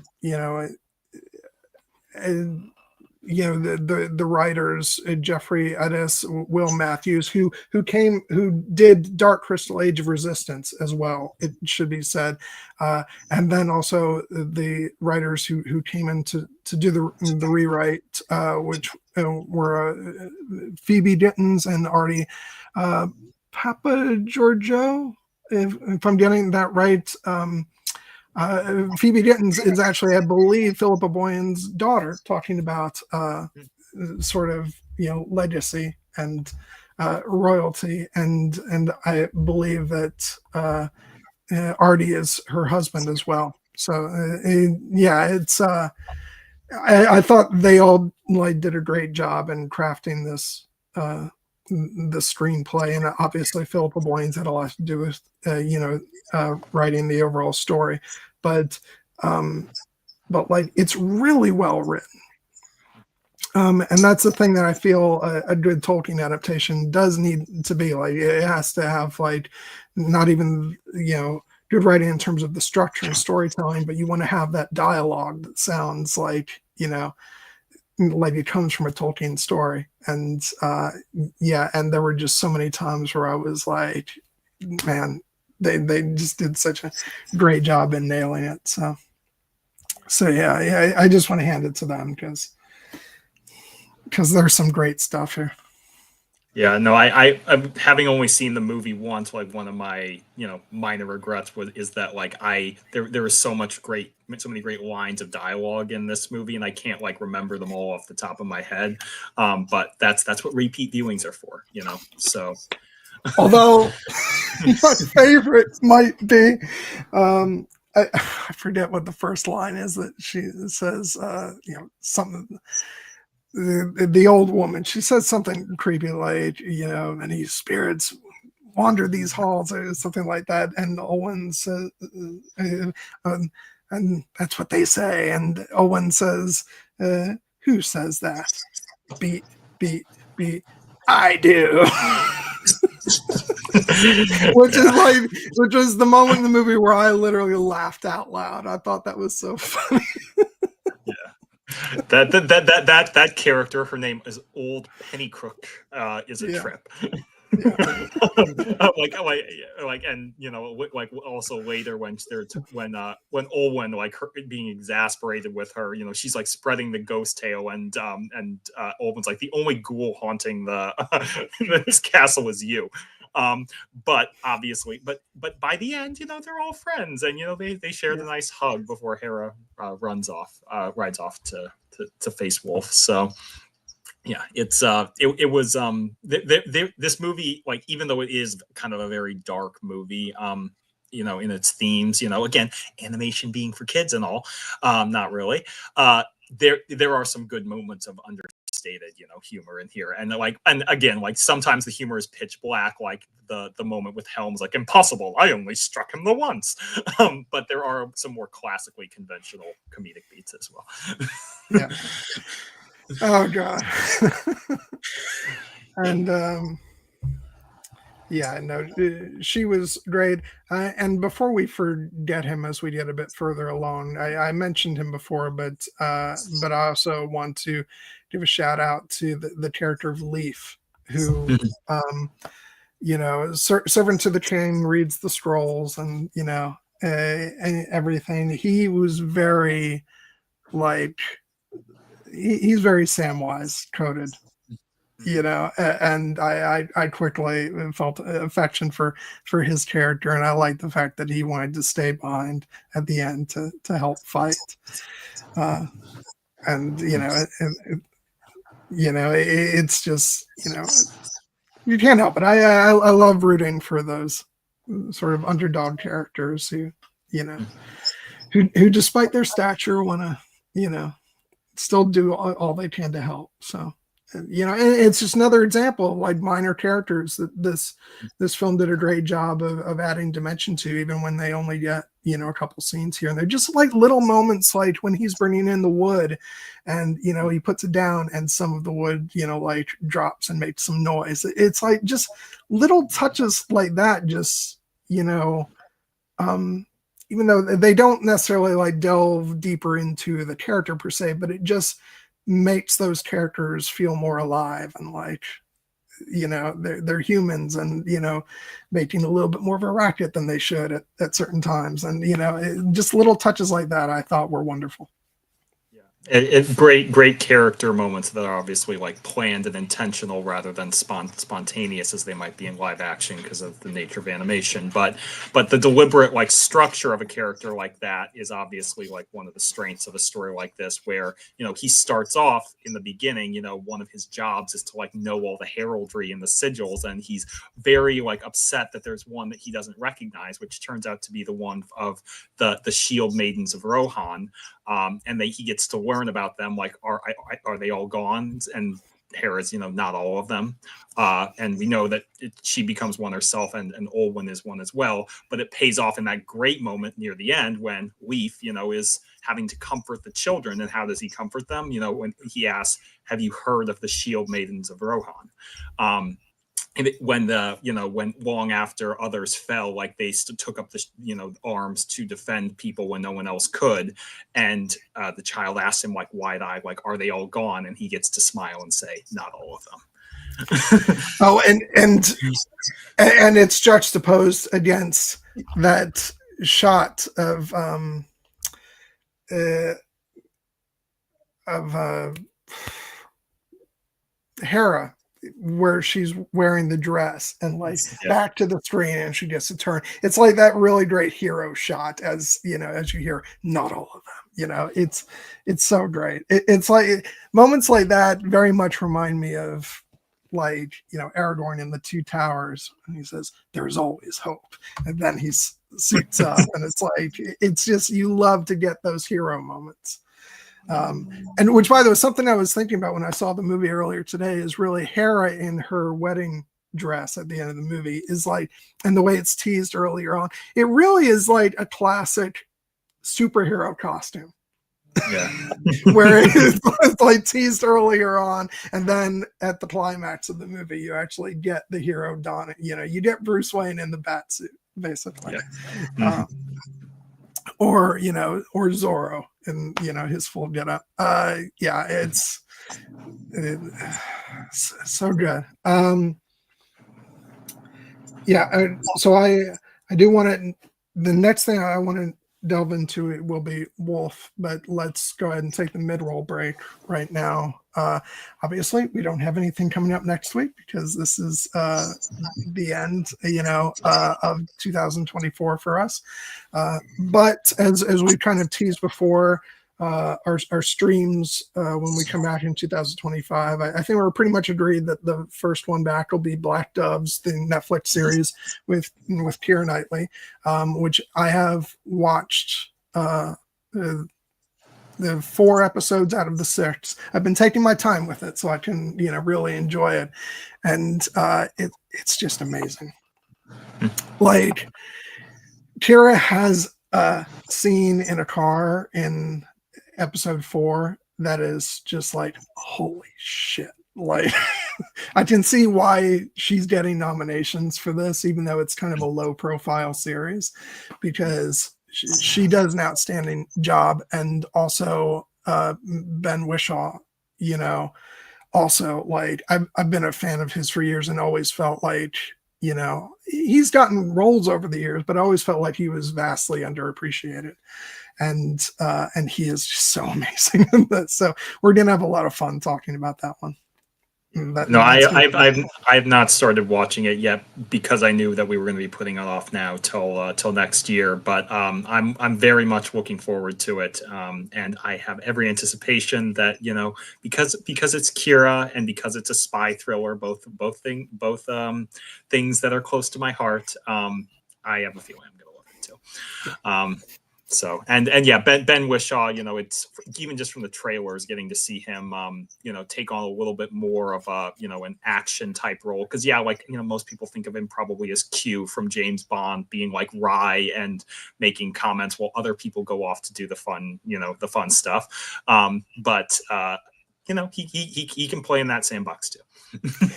It's funny because the first thing I ever saw him in was way back in, I want to say it was maybe around 2010 or something around that time. It was a British TV series. It only went for like 2 seasons, and I think it was like maybe 5 or 6 episodes a piece. It was called, I want to say, The Hour. It was kind of a news / spy, you know, series. And that was the first time I really took notice, and I was like, oh, that guy's good. And then he was in Cloud Atlas. I loved him in that. He broke my heart in that movie. And then, of course, he was in the Bond films as well, and he's been in numerous other things over the years, but he's always been like one of my low-key favorites who like, just give him like some meteor roles. he deserves some, like, he's great as Q, and I don't think they could have picked anyone better, but the function of that role is somewhat limited, and they already have him doing more than, you know, Q's of the past. So but yeah, so the two of them together are just so, and there's some really laugh out loud funny moments as well, from, like, you know, that juxtaposition of like tension and humor where things get so ratcheted up and then something funny comes out and it's just even more hysterical because it's so inappropriate. So yeah, so I'm excited to talk about that. We'll finally be getting around to our delayed 10th anniversary stream of Interstellar, which doesn't look like I'm getting around to that that screening in the theater for that, but that's okay. I'll be rewatching it on 4K at home. And then we're also, I think we're definitely going to be talking about Skeleton Crew after that, because especially like we got Owl Lady this week, and like Owl Lady is all I need to guarantee a stream. Oh yeah, no, I was posting in the Force Center Discord because I had submitted a question to Force Center a couple weeks ago that they were kind enough to answer about like favorite Star Wars weirdos of like since 2019, like basically the Disney Plus era.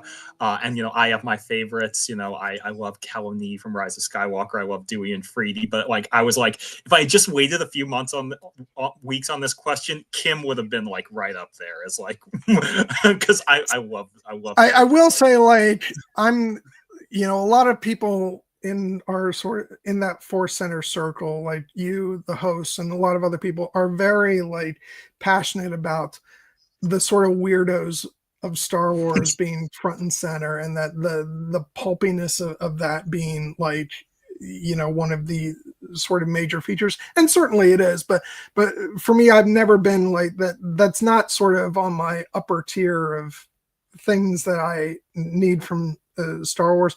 But when I see a character like Kim, this wonderful creation of just this flying owl with the cape and hands and all that stuff, it's like, because it is right out of like, it's a mixture between something out of Dark Crystal and Clash of the Titans, and and what have you, and it just makes me so happy. Yeah, no, because this is a case where I think now I definitely want to see that character interact with Stellan Skarsgård on Andor.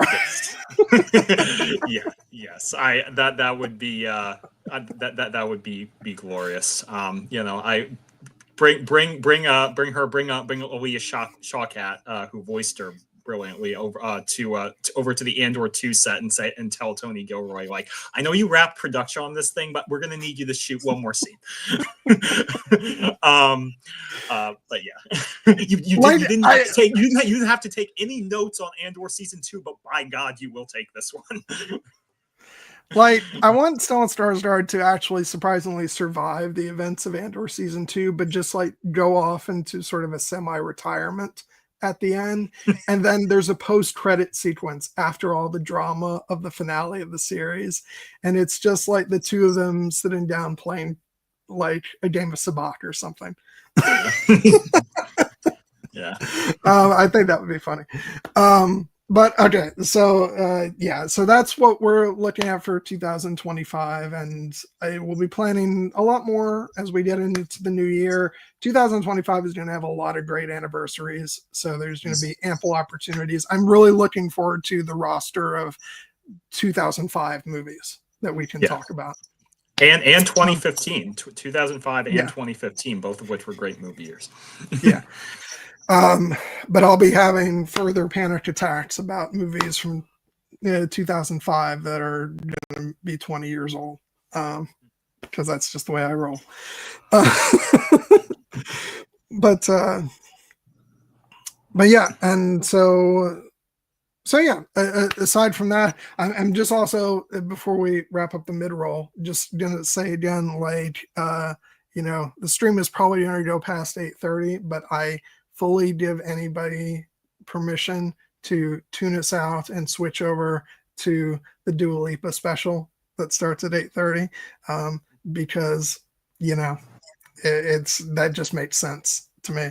And like I said, thankfully I can watch it on Paramount Plus, after we finish this. I've seen some clips from it, especially one of her singing Levitating, and it's just absolutely, there's this one moment where the orchestra just cuts out and she just does this vocal thing that is like so fun and flirty. and wonderful. And I'm like, yes, I'm gonna love this whole damn thing. It's really the perfect combination of elements because it's got, obviously, not gonna lie, she looks absolutely gorgeous in the special as she always does. But also like her singing is fantastic, and she's backed up by the orchestra at the Royal Albert Hall, which is like it really like that's the number one thing I need to get me fully on board with pop music is just have it backed up by a full orchestra, and then it's like that's pretty much and all you need to get me fully on board. So I think it's going to be a lot of fun. So like yeah, if you switch us off, not going to blame you, but but still, we're going to have fun anyway as we continue on. But yeah, anything from you before we jump back in? No, I mean, I just, the fact that we're taking a couple weeks off, obviously makes sense given the holidays. But I'll be very excited to get back to discussions in the new year because we have a lot of, we have our first 3 streams set with, Black Doves, Interstellar, and Star Wars Skeleton Crew. But I'm really looking forward to starting to hammer out when we're going to get into some of these movies that we've been waiting to talk about for a long time. Also continue some of our rewatch projects that we've been doing. So it's going to be, it'll be a good year, and this was a good year for us as well. Maybe this would be better suited at the end, but subscriber numbers went up this year. We had a lot of good discussions. Which I am absolutely shocked. Our subscribers started to really go up as we were not giving a shit about how long we were going or who we were catering to, and it's like all of a sudden we were getting more subscribers, and it's like, okay, apparently there's people who like hearing us ramble on for hours. So okay. Yeah, and we, as we would just have to say, if you have subscribed to the channel, thank you. If you have not, please consider it. But even if you don't, come back and join us for more good fun in the new year, because we're not done. We're far from it, and we're not done talking about this movie either. So stick with us, even if Dua Lipa beckons. Yeah, just keep us on in the background. Maybe turn us up during the commercial breaks, just throw us a bone. Yeah, because we'll be here for,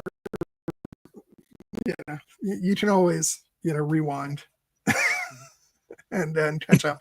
All right, so all right, John, get Dua Lipa out of the brain and focus. Now let's go ahead and talk about Wolf, because he's not a very redeemable character. Let's just go ahead and put that there. But I think that there is a lot going on there on many levels, and it just makes him really fascinating to watch, if ultimately, incredibly frustrating and dude, you've got it coming. What's coming to you? But I like the fact that I think we're meant to think possibly different things about him at various stages of the movie and come to different understandings of why it is he's behaving the way he is. Because at first we get to kind of, when he first comes up on screen, we see him through Hera's eyes, and she's excited to actually see him initially, until it's apparent what he's about to do, and she's like, "Don't, Wolf, please." And I think as we get further along in the movie, it becomes revealed to us how he feels about their relationship and their interactions as youngsters, and that it may not be as simple as boy had crush on girl and boy is feeling rejected in that way. That is certainly a big part of it, but I think it's a bit more insidious and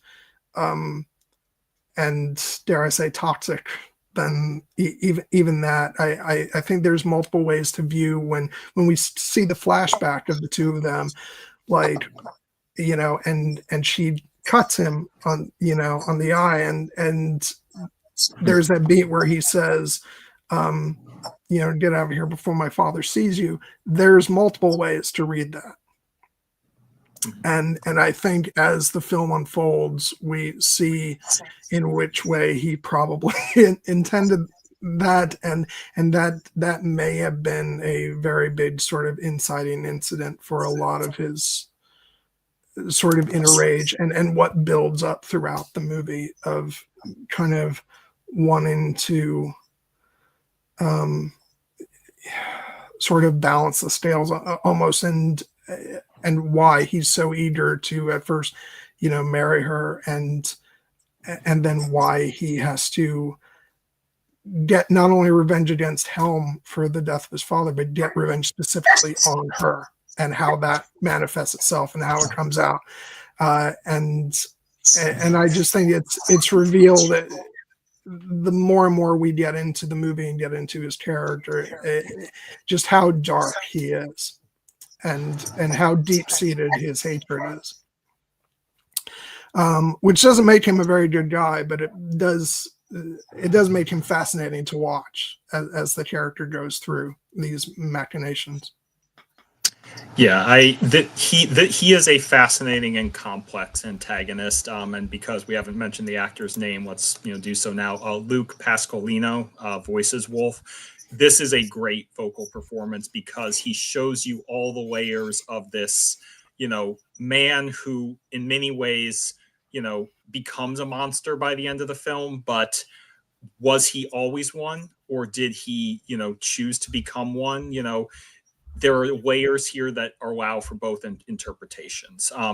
It clearly is a case of, he was not born evil. He is, he is no, like, he is not an orc, like I think back to Galadriel's line from the opening of Rings of Power, nothing is evil in the beginning. Wolf, what was Wolf's inciting incident? Was it the childhood trauma of, his duel with Hera, who he clearly had a little bit of a crush on, and, getting, scarred by her? Was it the fact that she, rejected his proposal, even though it's not, she makes it, I think, tries to make it clear to him, it's not him that she's rejecting, it's the idea of like marriage itself. She doesn't want to marry anyone. Or is it the very understandable, death of his father before his eyes? But what's clear is, to me, is, you talked about the idea that he's not a very redeemable character. And I think it goes back to the core philosophy that I always talk about when it comes to redemption, not only in franchises like Star Wars, but just in general. The idea that redemption does not mean that, you do a good act and you're forgiven for all your past sins. Redemption means no matter what you've done, it's never too late to make a better choice. And the reason that Wolf is not redeemable is every time he is given the opportunity to make that better choice, he actively refuses to do so, right up until the very end. Even when, like moments earlier in the movie, like when he's getting ready to invade and Hera, offers herself up, and she's like, okay, I will marry you if you will call off this invasion and spare the bloodshed. And then he considers that for a moment, and then he thinks about it like, is she mocking me? Is she taking pity on me? No, like I won't do this. And then again refusing to accept Helm's surrender and killing his son in front of him instead. And then refusing to, go like leave the defeated, people in Helm's Deep and go back to Edoras and start ruling the kingdom. He refuses to do that.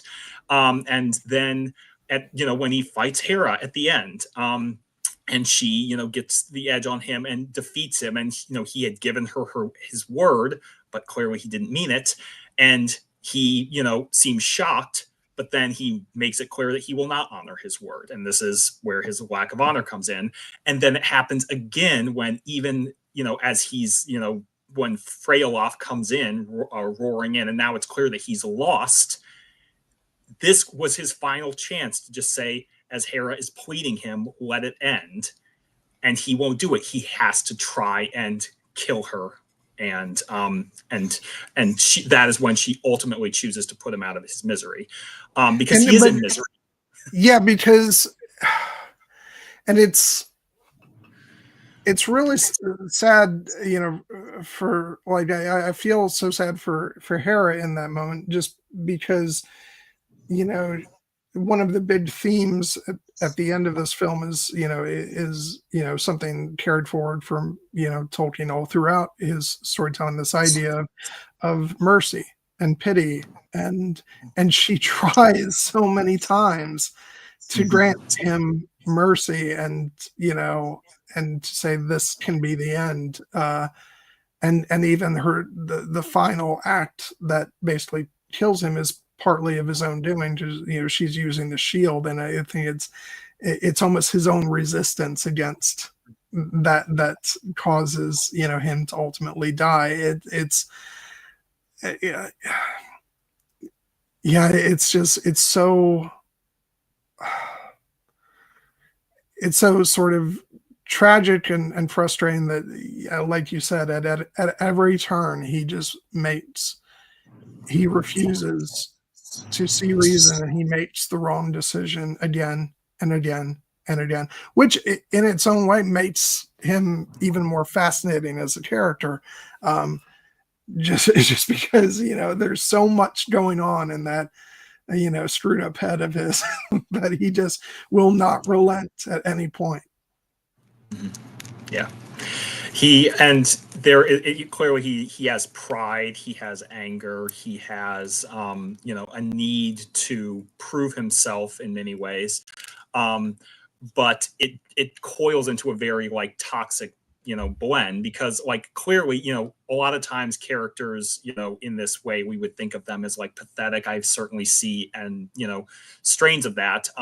You know, there's a strain of criticism out there about the characters like, oh, like he's incel coded because, you know, he's rejected by a woman and then refuses to get over it. And like, yes, there is that element there, but I think it's deeper than that, because, you know, it's not necessarily even the fact that he's like, you know, Hera doesn't want to be with me. It's the fact that he sees that she, you know, she has something that he doesn't have. You know, she is seeking freedom and independence, and Wolf is trapped. Wolf is like trapped in this dark cycle of violence, and in many ways by his own choice, but like he clearly at his deepest core of heart of hearts is not happy with these choices. You know, when he breaks down and confesses to Tag that like, this is all I have. It's, you know, it's a very, perhaps his most revealing moment.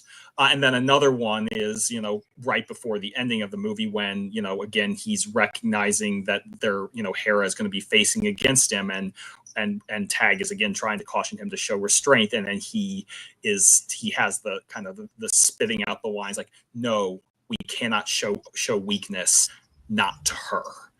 And it's very much the idea, like, it's not, I know it's can be read that way. That's like, it's not just the idea like we're not going to let a woman beat us.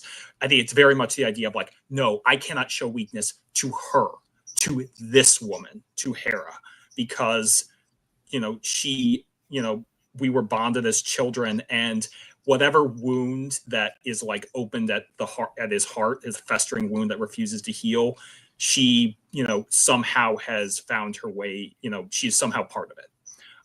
And again, we don't know exactly what the inciting incident it was. Maybe it's all of them, but for whatever it is, it means that this woman that he once seemed almost genuinely interested in, you know, marrying, you know, when she asked him, like, is this, you know, like, what do you want? And he's like, how do you know this isn't what I want? Like, you know, could she have made him happy had she been willing to marry him? Well, perhaps, and I don't think it's that simple. And there is a lot of ambiguity there, whether he truly does love her in that way, or if it's sort of rooted in that childhood incident of, well, she injured him. And yes, okay, maybe some people don't want to hear it, but this is the way the world works. Yes, the fact that she's a girl does play into some of this. Yeah. And so I think the fact that, you know, that she injured him in that way, and the fact that you can read leave before my father finds you as wanting to protect her, or because he doesn't want his father to see that a girl got the better of him. And so if you read it in that way, his desire to marry her could just be a way of sort of claiming ownership over this person who got the better of me. And then there's the rejection of that, and quickly followed upon by his father being killed by her father, and that compounding the rage, and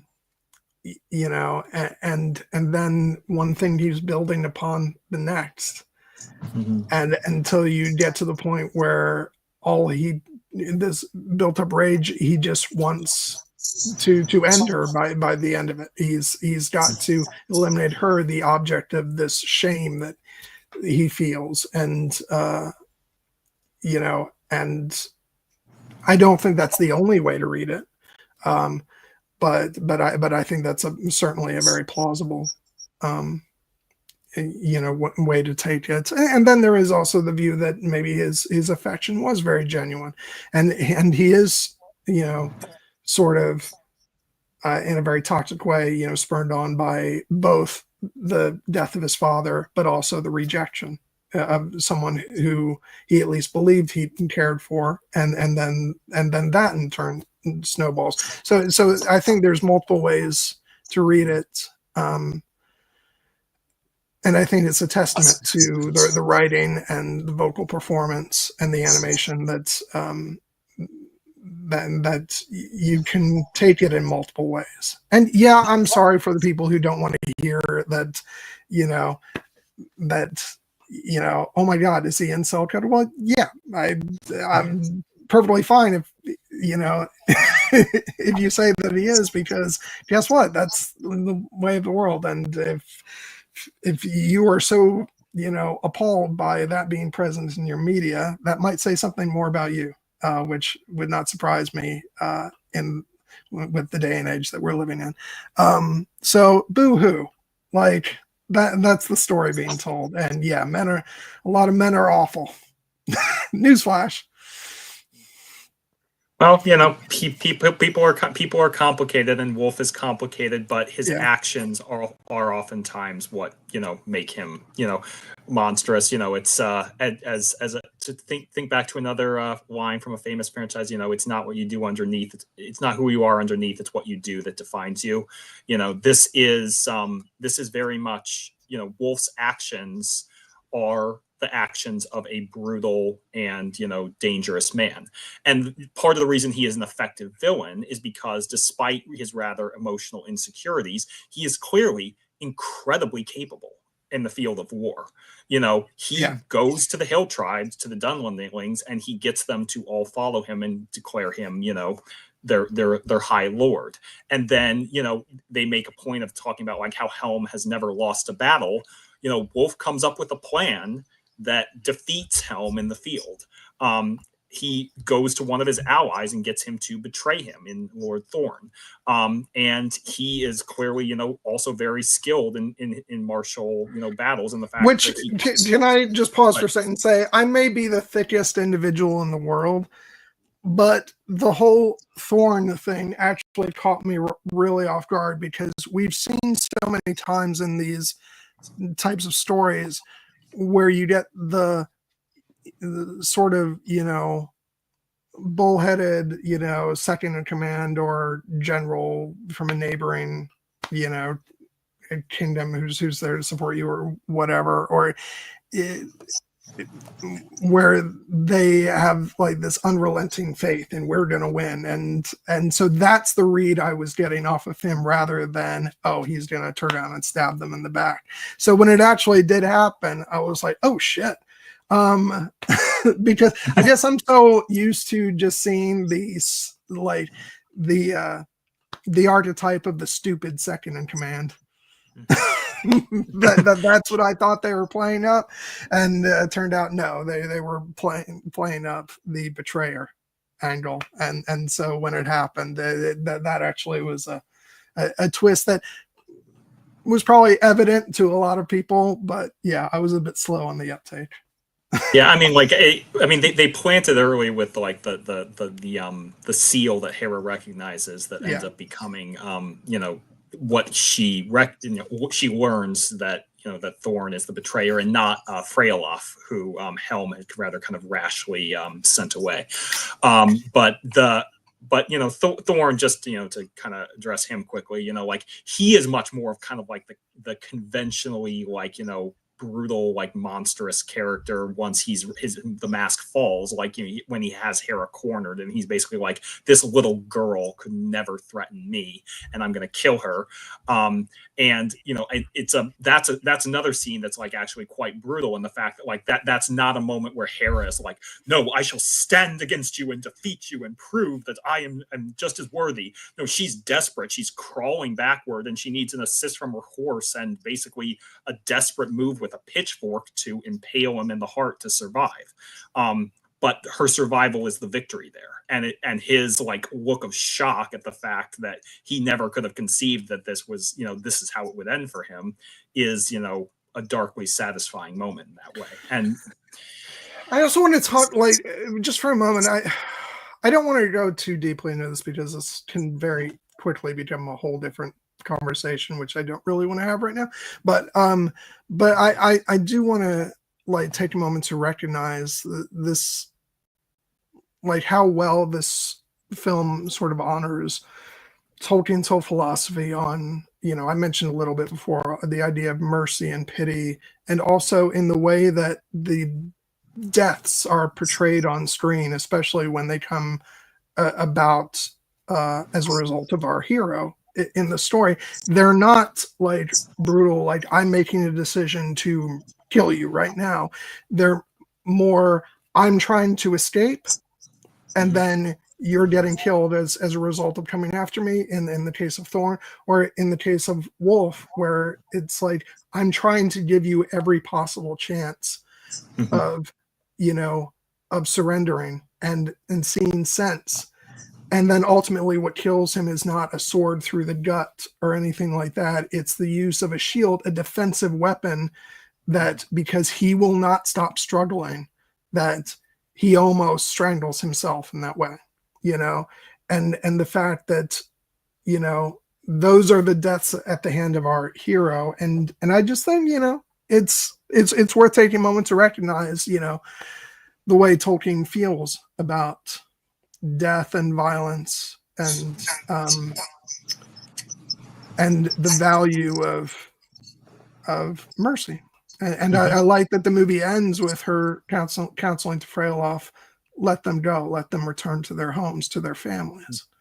And, you know, and he says something to the effect of, let mercy win the day, or let this be a day of mercies, something like that. And I was really happy to see that, because I think that's a very important part of Tolkien's writings.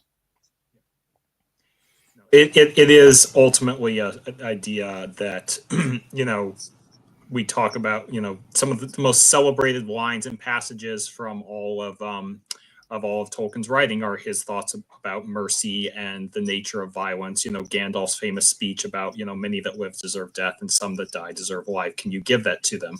And, you know, like, Hera is not seeking to be an arbiter of life or death. She is seeking to be, you know, someone who is trying to protect herself and her people.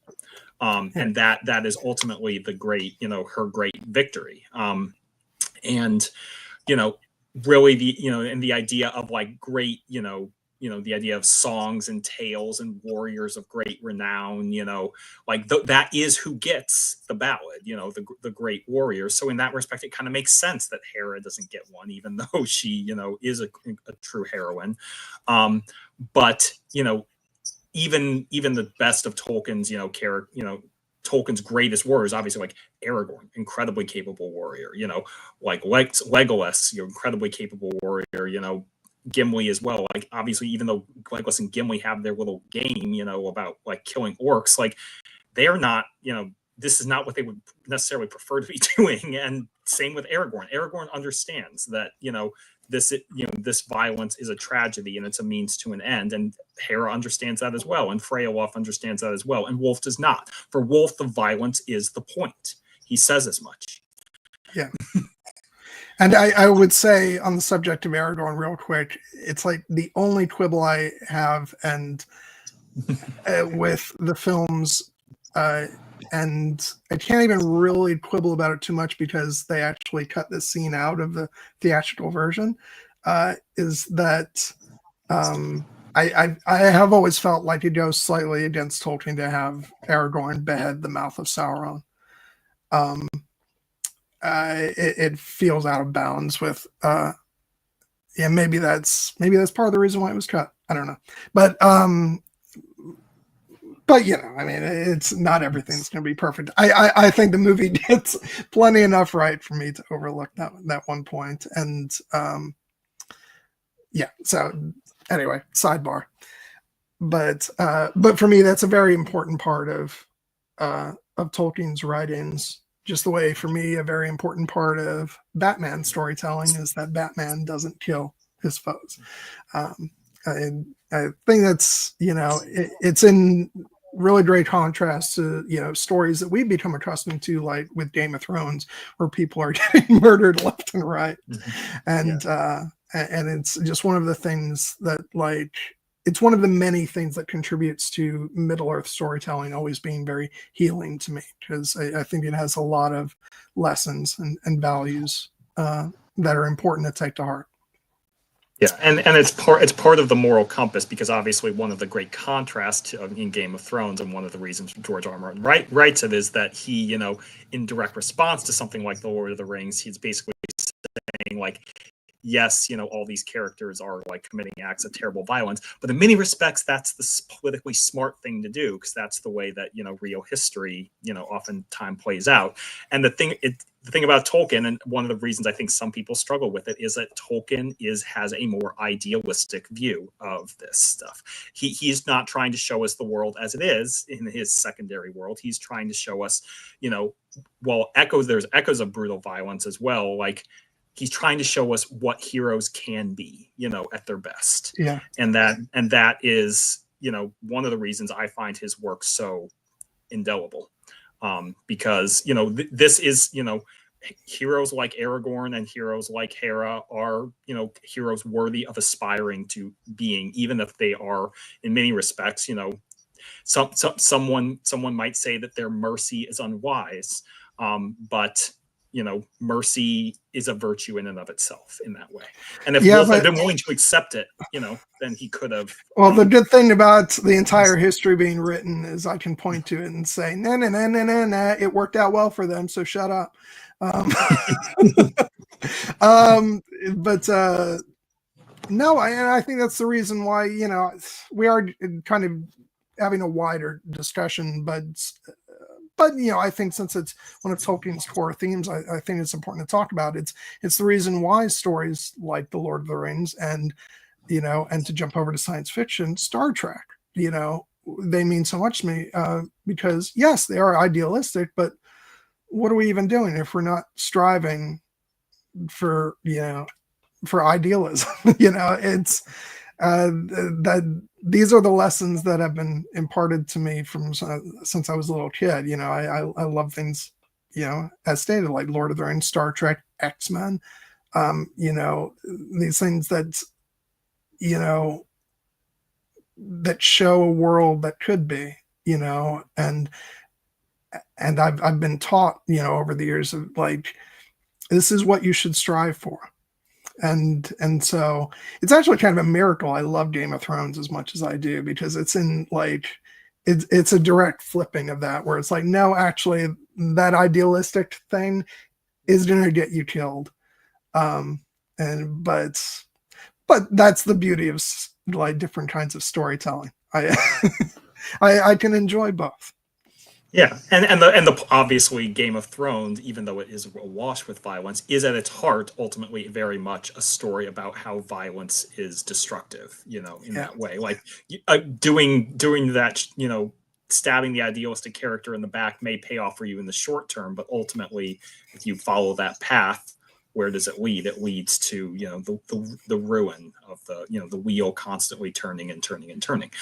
And in this case, you know, of Lord of the Rings, you know, we see, you know, the characters, you know, this is kind of an interesting look at it, because as mentioned, you know, one of the, for most of the stories in Tolkien's Legendarium, you know, the villains are not human. You know, the villains are the orcs and the monsters and these like, and you know, godlike beings like the Maiar, or like Sauron, you know. They are not, you know, characters who necessarily, I mean, they have human qualities to them, but they are not like, you know, in many respects, you know, the orcs are like slaves being forced to follow the will of this dark and evil master. And the villains in this movie are human, you know, and so it can be a little bit more uncomfortable, you know, for us to reckon with the fact that like this is the person who is, you know, the monster who is committing these brutal acts, you know, is a mortal man, and he is, you know, but he is committing actions that are as, you know, as barbaric and evil as any orc. But, you know, he's making these, he's not mindless. He's doing this for a reason. And it's just that his logic is, you know, forged at a very, the heart of a very broken, you know, person. And that can be something that's difficult for us to reckon with, but I think this movie does it very, very well with the character of Wolf. And I think it's one of the great things about many of Tolkien's tales in the larger legendarium is that, you know, we get used to in Lord of the Rings, you know, even The Hobbit, you know, for the majority of that story, the big bad is the evil dragon.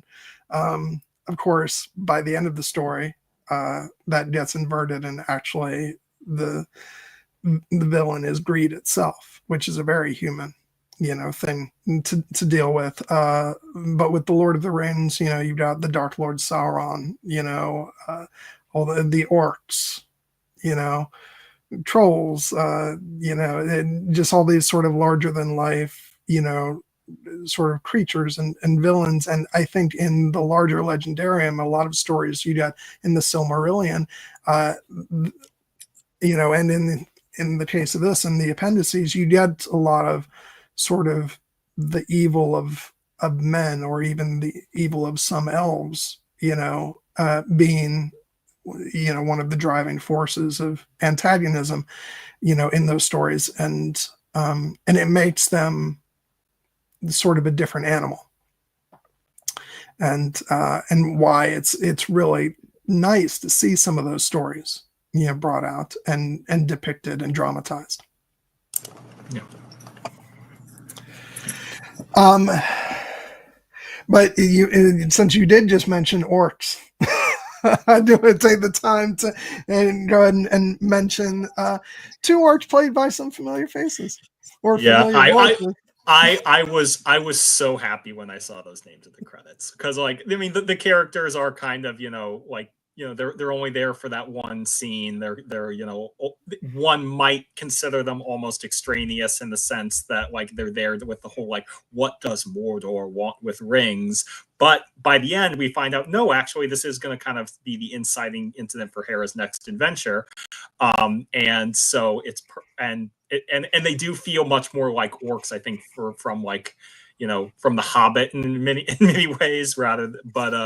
But I was just so happy when, well, let's just say it, Billy Boyd and Dominic Monaghan playing another, you know, mismatched odd couple in this world. I had this spoiled for me because I watched the red carpet premiere.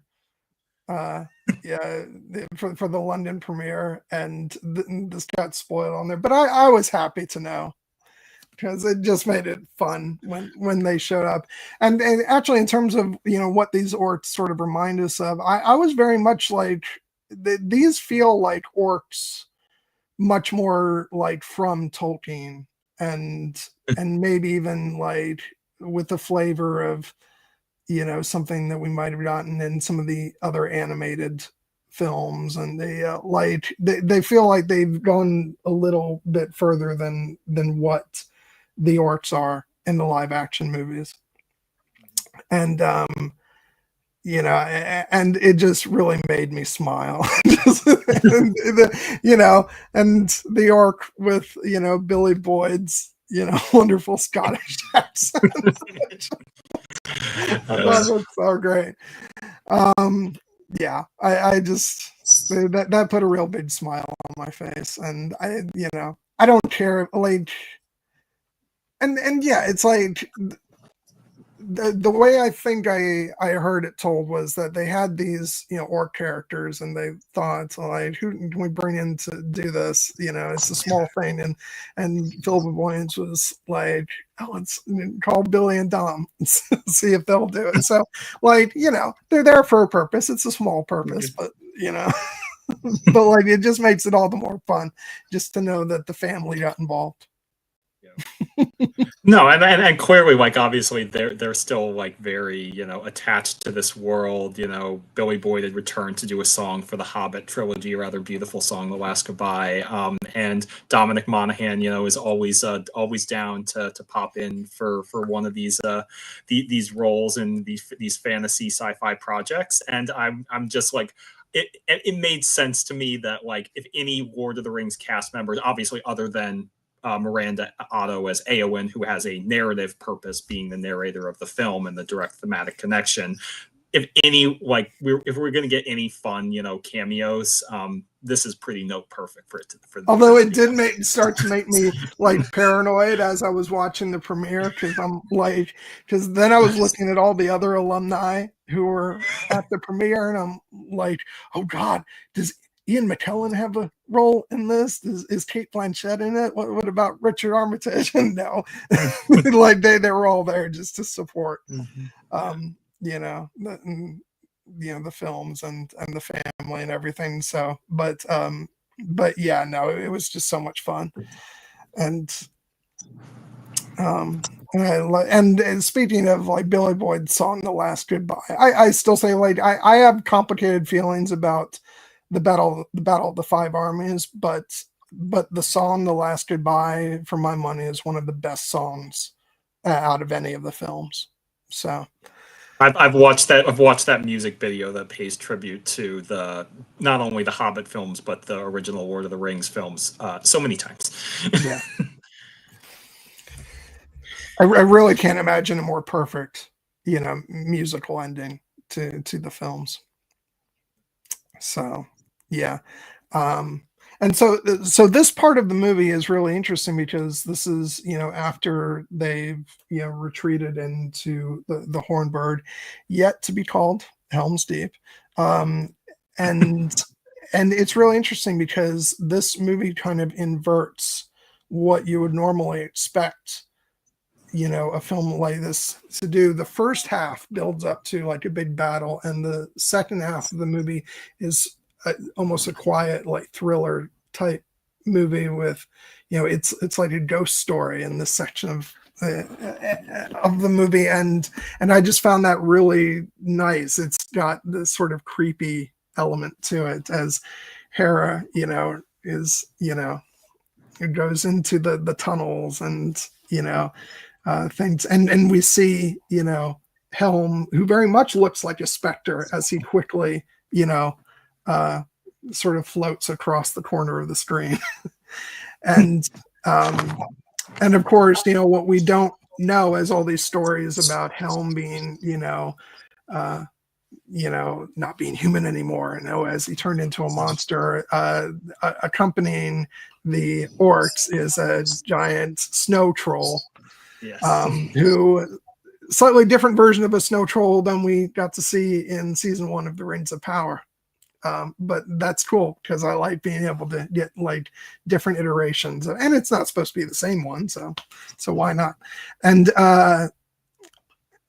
so the question is left in our heads, like, you know, how often were people encountering Helm out in the snow, and how often was it, the giant snow troll? And it's like I like the ambiguity there, that we're actually not certain that, you know, what exactly stuff Helm was responsible for, and you know, and so it adds like to the overall creep factor. Yeah. Yeah, because I mean, because in the appendices they do when they're talking about Helm making those sneaky like raids out to on Wolf's camp, they say that he was clad all in white and resembled a snow troll, and so it was cool to have an actual snow troll there, and then to have them fight because again, one of the things that like you almost can't do in live action, but you know it works very well in here in this animated format. Helm leaping down from the cliff and punching the snow troll so hard he breaks off one of its horns and it starts bleeding and howling in pain. I'm like, you know, this is one of those things where it's like, yes, this is a little bit like, you know, stylized violence, but damn, does it like put over like just what a force of nature Helm is. But see that, and that's the beauty of. This is why I always go on about it. Really sucks that animation is so undervalued as a medium, because this is the kind of stuff that you can do in animation and you can completely get away with it, and it looks amazing and it's thrilling. And yeah, maybe if you did it in live action, it would look kind of goofy. But that's why, you know, like more filmmakers should be really going for animated, you know, content, and because you can do wild stuff like Helm jumping down and punching Snow Troll, and yeah, it's and this is really the point in the movie where like Helm gets to redeem himself in these, you know, scenes from some of the stuff we've seen earlier on, you know, and he gets to fully earn his badass status as Helm Hammerhand. Yeah, and he looks awesome, you know, like Yeah. They're one of my favorite shots in the movie is when we get that initial reveal of Helm like as like almost looking monstrous, but like his eyes are like almost pure white. Yeah. And he is like, but he's, you know, tearing, he's fighting the snow troll, he kills it with his bare hands. And we almost are wondering like, is this man like truly like lost? But then, you know, he sees Hera and she is like horrified by it, but she still recognizes this is her father. And that embrace, that you have up on the screen there is like, it's so heartwarming amidst this frigid, you know, landscape. And this is a moment where if you didn't know the story, you would almost be like, this is the reconciliation these two characters needed and everything's going to be okay now.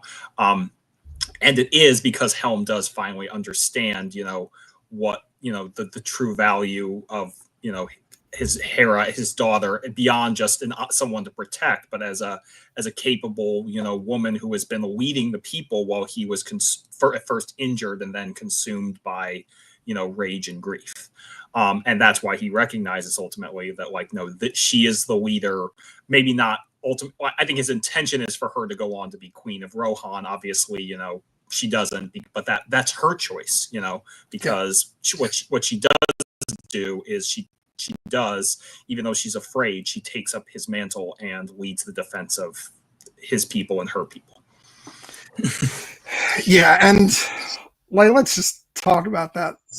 You know, both the final like moments between the two characters and also his last stand, you know, which it's so great now going back and thinking about getting to see that dramatized on screen here, and then going back and thinking about Aragorn and Gimli, you know, fighting against all the orcs there after, you know, after the whole, you know, toss me. I cannot jump the distance. You have to toss me. But yeah, it's just like, it's so legendary in the book. Just, you know, again, even though like the story is very short in terms of, you know, page count, but that has always left an impression. This, you know, notion of, you know, Helm, you know, standing there fighting and being frozen still, you know. It's just such a badass idea. Yeah, I mean, and so well portrayed here. Yeah, I mean, if Lord of the Rings does many things incredibly well, one thing it does well is having characters make iconic stands on, you know, narrow bridges against, you know, overwhelming foes. You know, obviously, you know, Gandalf versus the Balrog will always be like number one, and rightly so. But this is, you know, an iconic moment in the lore, and and even just separate from the Lord of the Rings lore, I've always loved those moments where it's like one lone hero standing against the tides of darkness, turning them back so that others can escape and flee. And here we, you know, seeing Helm like roaring in his defiance at Wolf, you know, like, who, you know, I'm Helm Hammerhand still stands, who dares challenge me? Yeah, is there no Wolf, one left to challenge me? Rohan still stands. Helm Hammerhand still stands. It's just, oh my god, so good. And like obviously all the soldiers like keep going up there, and Helm holding no weapon but his fists, you know, taking them down one by one by one by one, and Wolf, you know, for all his, you know, rage and wanting, you know, him there, he's not racing to go up there and face Helm. Yeah. He'll take the excuse of, you know, you stay out here, you'll freeze to death. It's like yeah, that's a good idea. I'm gonna go back to my tent. And obviously, you know, it's you know, the great triumph of it is that it is not any one foe who brings Helm down. He is when they find him, he is still frozen solid and dead, but he is still standing, and he is still raising his arms in defiance, and it's a pretty iconic moment, made all the more which you could almost like you can almost imagine a humorous take on that. Like after he, you know, takes care of the last one, he's like, all right, how do I want to pose myself? But in sort of the sort of mythic portrayal of the story and characters, it's a great notion to have him frozen solid in the midst of fighting. Yeah. But and obviously, like, his last stand is like, it's made all the more poignant by the fact that, you know, he's doing it to protect his daughter, and it can be, you know, frustrating, like, because this is also kind of another, you know, trope that the movie plays with, of the idea that like he needs to get her to safety, and then they finally manage to pry the doors open, and she gets through, and then it becomes clear that he's not going to follow, and you're just like, no, come on, man, you know, you can get those doors open a little bit wider. But it's, well, you know, in fairness, they're just barely open, and like, and they're frozen, so like it takes a lot just to get them that far. So like, it makes, I'm fine with that. It's it's more like I've seen other movies like do that, you know, where it's again like almost kind of a comedic thing where the person's like, come on, you can escape, it's just a short, you know, hop, and they're like, no, I must have my iconic last stand right here. But in this case, it makes narrative sense, and it's very poignant because of the moment that precedes because it takes just about as much energy for him to close them again as it did to open them. So it's a question of, you don't want to risk the doors, you know, being stuck open, and so no, like it's one of those things where, and I feel you there, because I was like, oh, I anticipate that whole discussion, but I'm like, you know what, I don't care. It's, people are gonna nitpick every little thing, but no, it made perfect dramatic sense to me. And it makes emotional sense, is what's ultimately more important as well, because of the final moments that Hera and her father share, where you know, we see the depth of his love for her and her love for him, and, you know, the final lines of, you know, my pride, my joy, you could rule the world. You know, it's designed to bring a tear to your eye, and it succeeds. Yeah. Oh God, and I will say, just following upon Helm's death, when they have the funeral for him, the bringing back the song from the Two Towers that Eowyn sings, all the more really cool, because that was in the extended cut only of the Two Towers. So I like that's the acknowledgement that the extended cuts are the real movies. Come on. Um, and yeah, I thought that was really powerful, and I was really excited when I saw that that was included on the soundtrack as well. Yeah, they've done a really great job with the soundtracks for all the Lord of the Rings projects in recent years of making sure that most of, if not all of the music makes it to CD the first time around, so we don't have to wait a couple of years for the complete recordings. But yeah, I thought that was really moving, and yeah, and like anything else you want to talk about before we move on to Hera and the Great Big Eagle? No, I mean, I just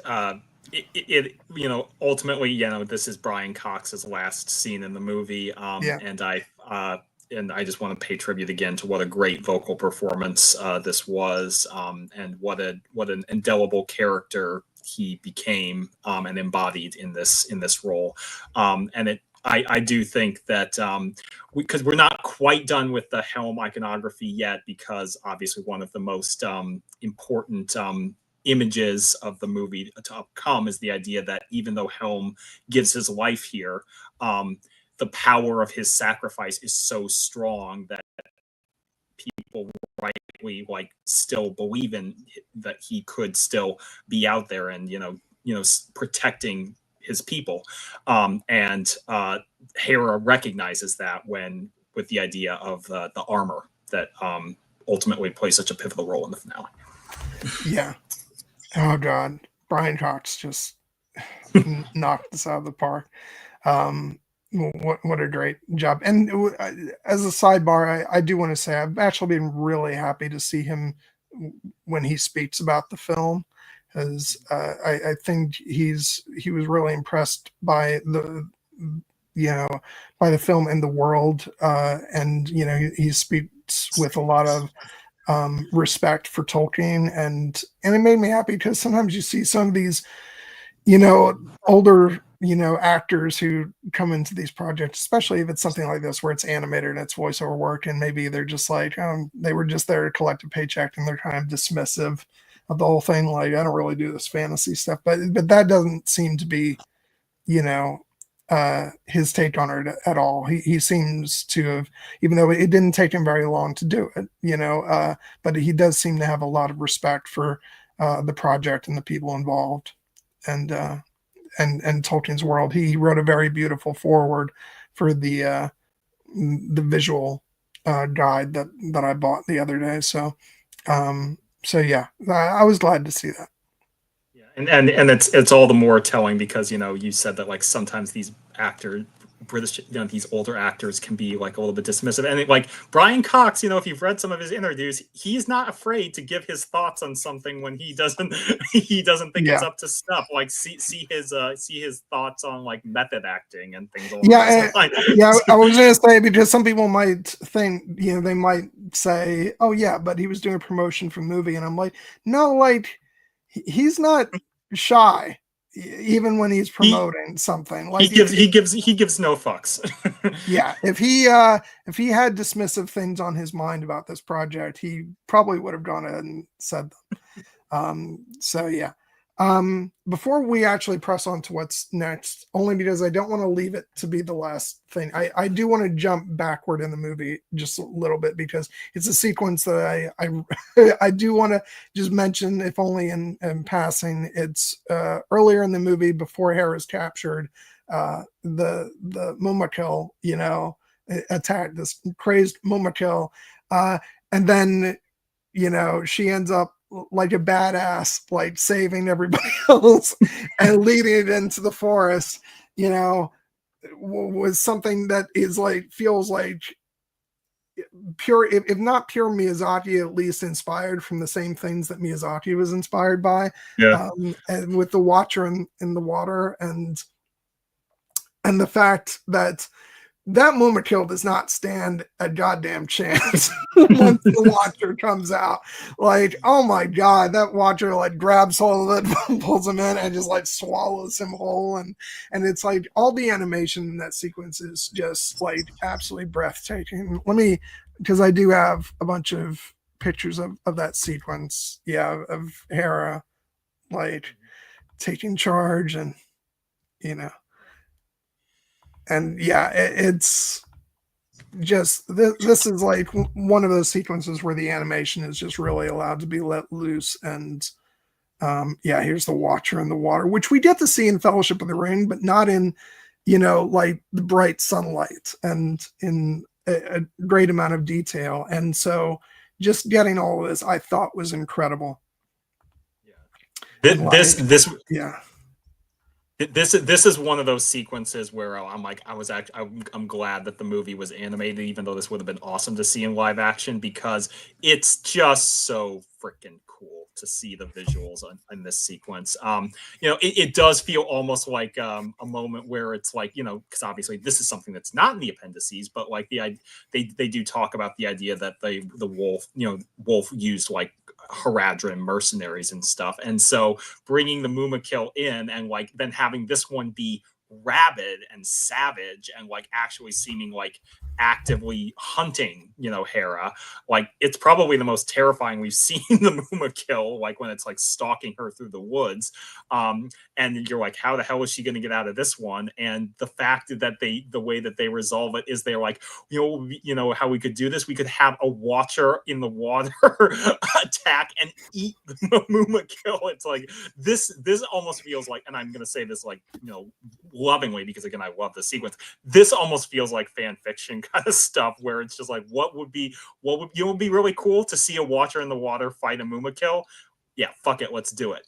But it's a great sequence. The Watcher in the water looking like very different than the Watcher in the water we're familiar with from Fellowship, because it's clearly like very old and been there in a long time, and it's got a little tree hat, you know. Yeah. But it's huge, and it's which again caught me off guard. Like Hera fires that arrow and it like lands, you know, on, you know, the tree part of it, and I'm like, well, that doesn't seem like it's going to do anything. And then the Watcher actually gets revealed. I'm like, oh shit. And she knew what she was doing, clearly. Yeah. And it's a testament to like how terrifying the Watcher is, that this Mumakil I was like terrified of just seconds before. I'm like, now I actually kind of feel bad for this rabid Mumakil that was like trying to kill our hero, because this is like, you know, this is like nightmare shit to be like, you know, taken down and pulled into the water and eaten by a giant, you know, squid monster. But it looked awesome in that sequence. Yeah, no, and like, no, I love this sequence. I thought it was like, it made sense within the story, and it feels very anime. Like I said, very like something that would be in a Miyazaki film with like two like titans of nature, you know, you know, going at it, and like, and just the idea that this Momokyo gets swallowed whole, it just feels like this sort of, you know, really frightening, you know, natural world, you know, thing that like, yeah, you don't want to mess with that. No. And so I loved it. I thought it was fantastic. And, you know, and the thing is, like, a big part of anime is like, you do want to, you know, as important as, yes, story and characters, always important when you're making a film, but with anime, the visuals are so much a big part of it that I feel like every once in a while you have to give the story over to a sequence like this to just sort of take it in and be wowed by what's on screen. I do hope that in, you know, if the Mumakil truly was rabid and the Watcher in the water eats it, given the way rabies can be transmitted, I hope that the Watcher in the water doesn't end up rabid, because that would be some true nightmare fuel. But it is also we can just say that you know, those things don't work the same way in Middle Earth as they do in our world. So. Yeah, but it does like it also speaks to something else I love about Tolkien's world, because again this is ultimately a very human grounded story, but they still found space for this truly like fantastical element that is like clearly not as present in our world. Obviously like giant squids exist, but we're never going to see a giant squid fight an elephant in our world. This is something that like really speaks to the idea that Gandalf is saying like there are older and fouler things than orcs in the deep places of the world, and you're like the Watcher is one of them. This is one of those things that like you cannot fully understand. You just have to respect its power. And like, I pointed out that, you'd expect to see stuff like this in Japanese anime, with, creatures of the natural world, like just sort of showing you how small and insignificant you are. But also like, that's a big part of Tolkien as well. The natural world and, obviously, nature, the Ents, being such a big thing, and so it felt perfectly in keeping with that. And aside from just the Watcher and the Mumakil, another big aspect of nature that we get with these movies is with the eagles, which brings us to our next point of discussion. So, see how I did that? See, yeah. That was a good transition.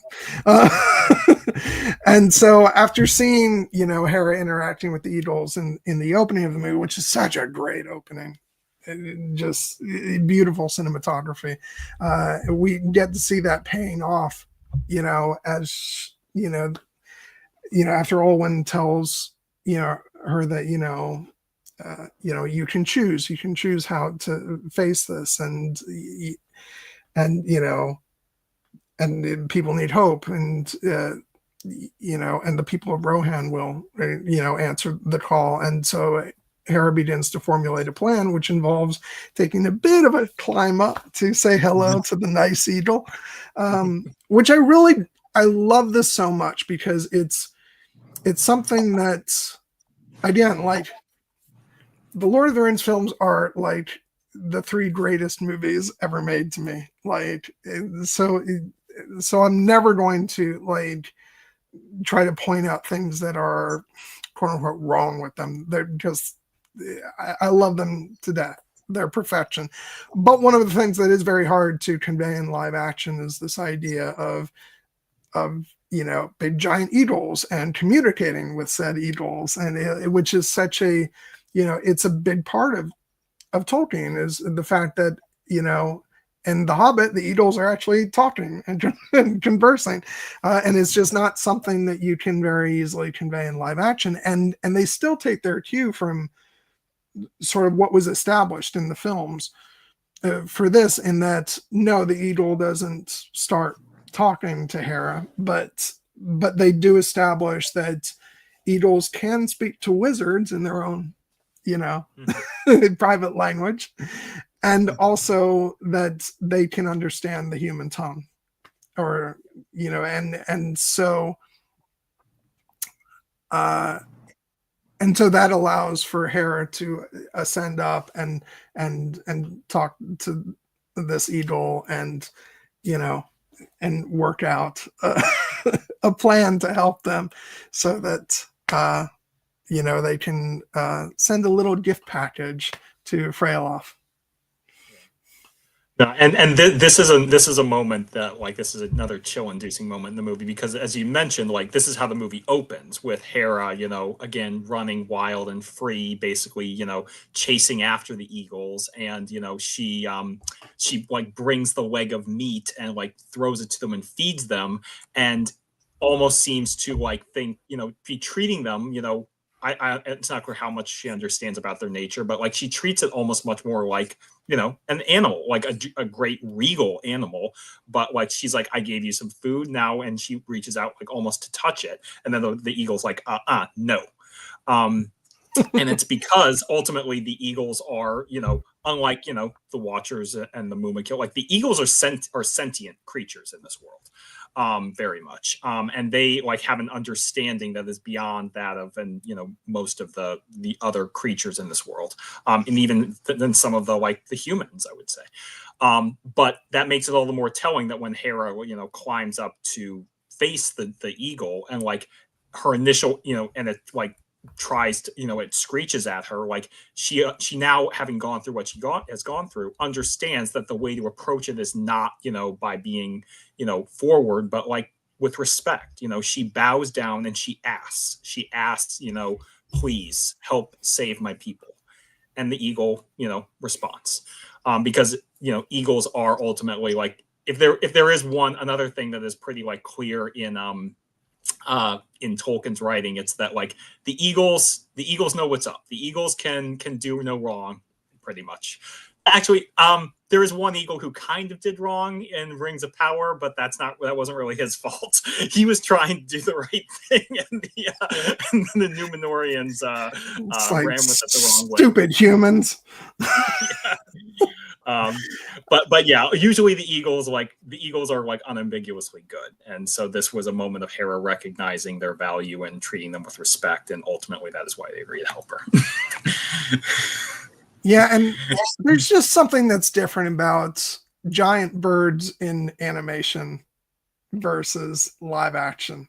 Even though at the end of the day it's all animation, because yes, technically the live action film eagles were animated as well, but when you can actually do, like, there's just like something so majestic and beautiful about the eagles as they're depicted here, and then also, and we get depictions of them in some of the other animated movies as well, specifically The Hobbit. And it's just like you really get the feeling that these are such angelic, majestic creatures. Mm-hmm. And I love their depiction here. And poor Leaf, when he's standing up on the tower and the eagle comes and swoops up the package. And but and then of course what he's bringing to Freyloff is Helm's helmet and armor. And so the whole plan is that because the Duelendings believe that Helm is and no longer human, and so what, he supposedly died, that's not going to stop Helm. So so the idea is to freak them out by having Freyloff show up in Helm's armor. Sorry, yeah, no, and this, I was just saying that this is actually like a good opportunity to talk about like Freyloff and like the kind of the role he plays in the story, because my understanding of the character is, I think he is supposed to, it's not really like, I think he is supposed to have some Dunling blood as well, Well, no. Actually, no.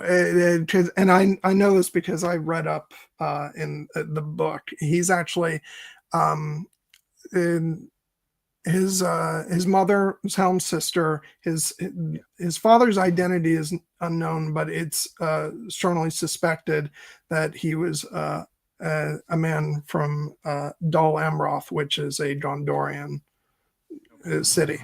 So he is part Gondorian, is the gist. So, but it's kind of left unknown, that's what's hinted at.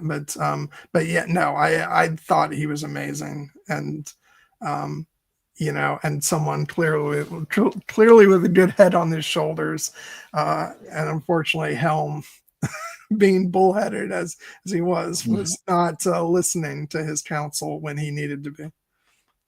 Yeah, Lawrence Abong Williams voices him, another great vocal performance. And I had mentioned earlier that he kind of fulfills the Éomer role in the, obviously in the plot. It's almost directly the Éomer role, because he gets banished and then they have to summon him back, and he leads the big iconic charge at the end, and he ultimately becomes King of Rohan.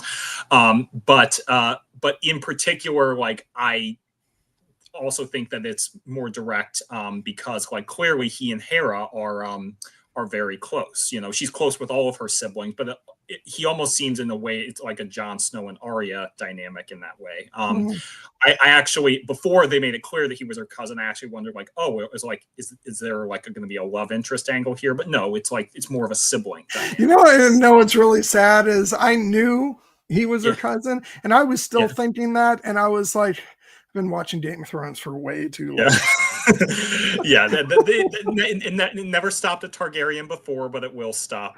You know, a son of Rohan. That is not like that is not on the table for them. You know, but no, he was just such like, you know, he's a character. He's very coated with nobility, and you know, all the like. I love the line. I don't remember the exact line, but you know, you will always have my sword, Uncle. You know, whether you desire it or not.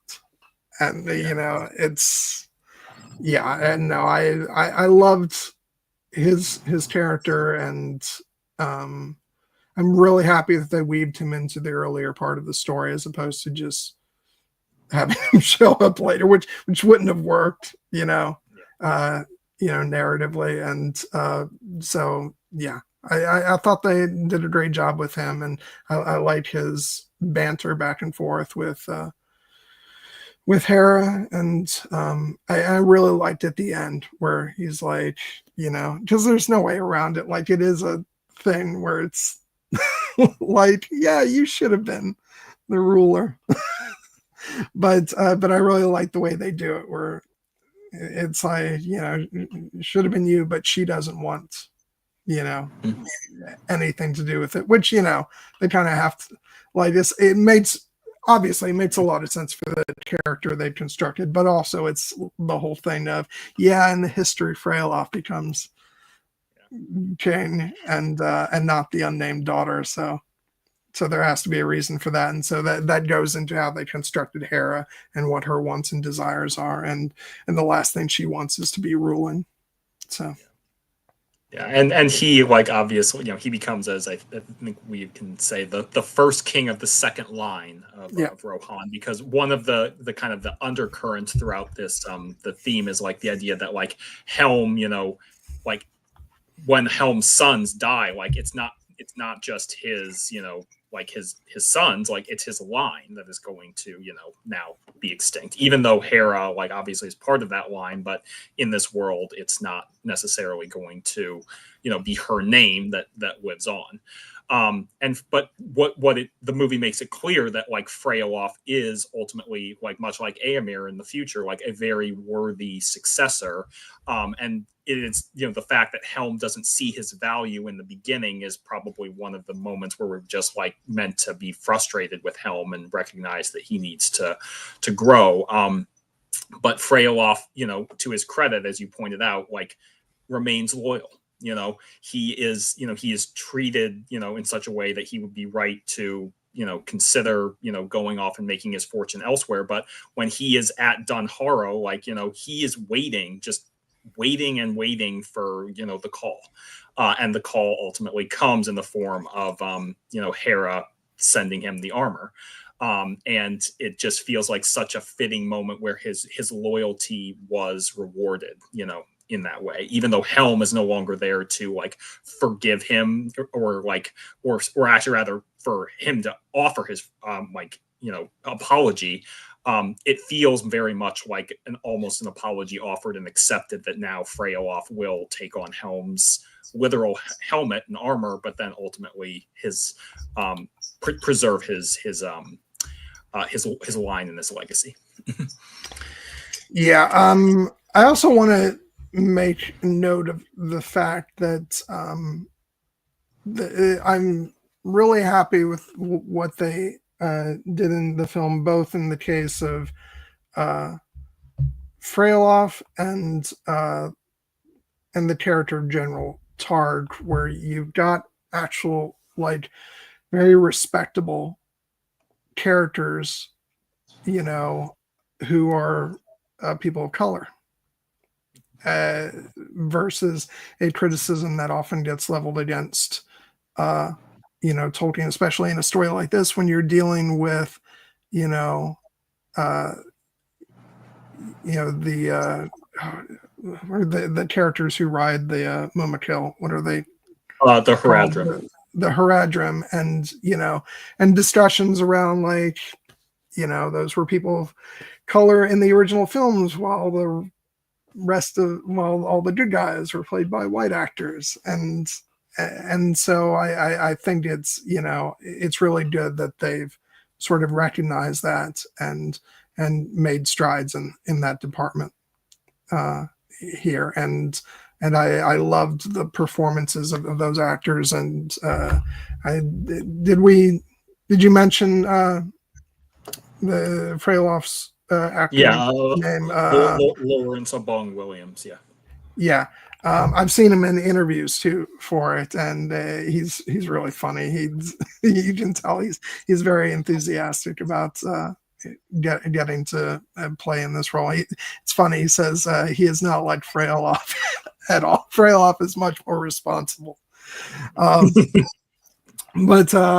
But yeah, no, I thought he did a fantastic job, and obviously, Rings of Power made a lot of great strides for representation, but it was a sort of, it was an observation, thrown at the Peter Jackson films, and not unfounded. Like, they were made in a different time when kind of like,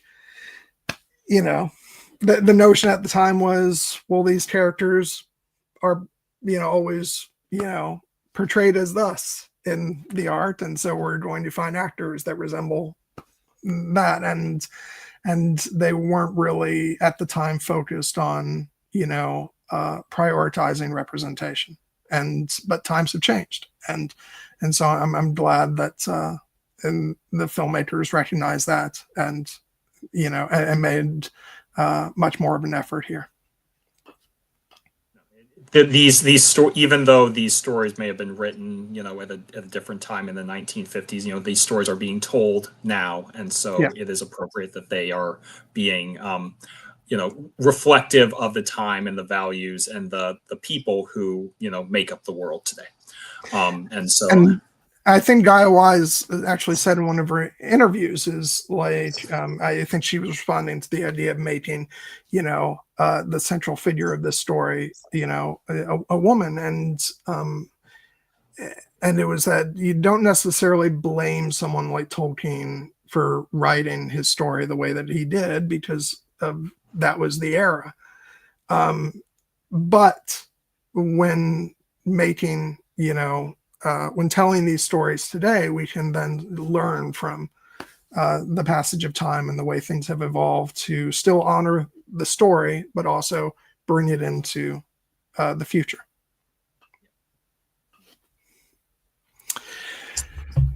And so where do we? Okay, so we were talking about sending the armor off to Freyloff, but of course, as all this is going on, the siege tower that has been being built, is ready,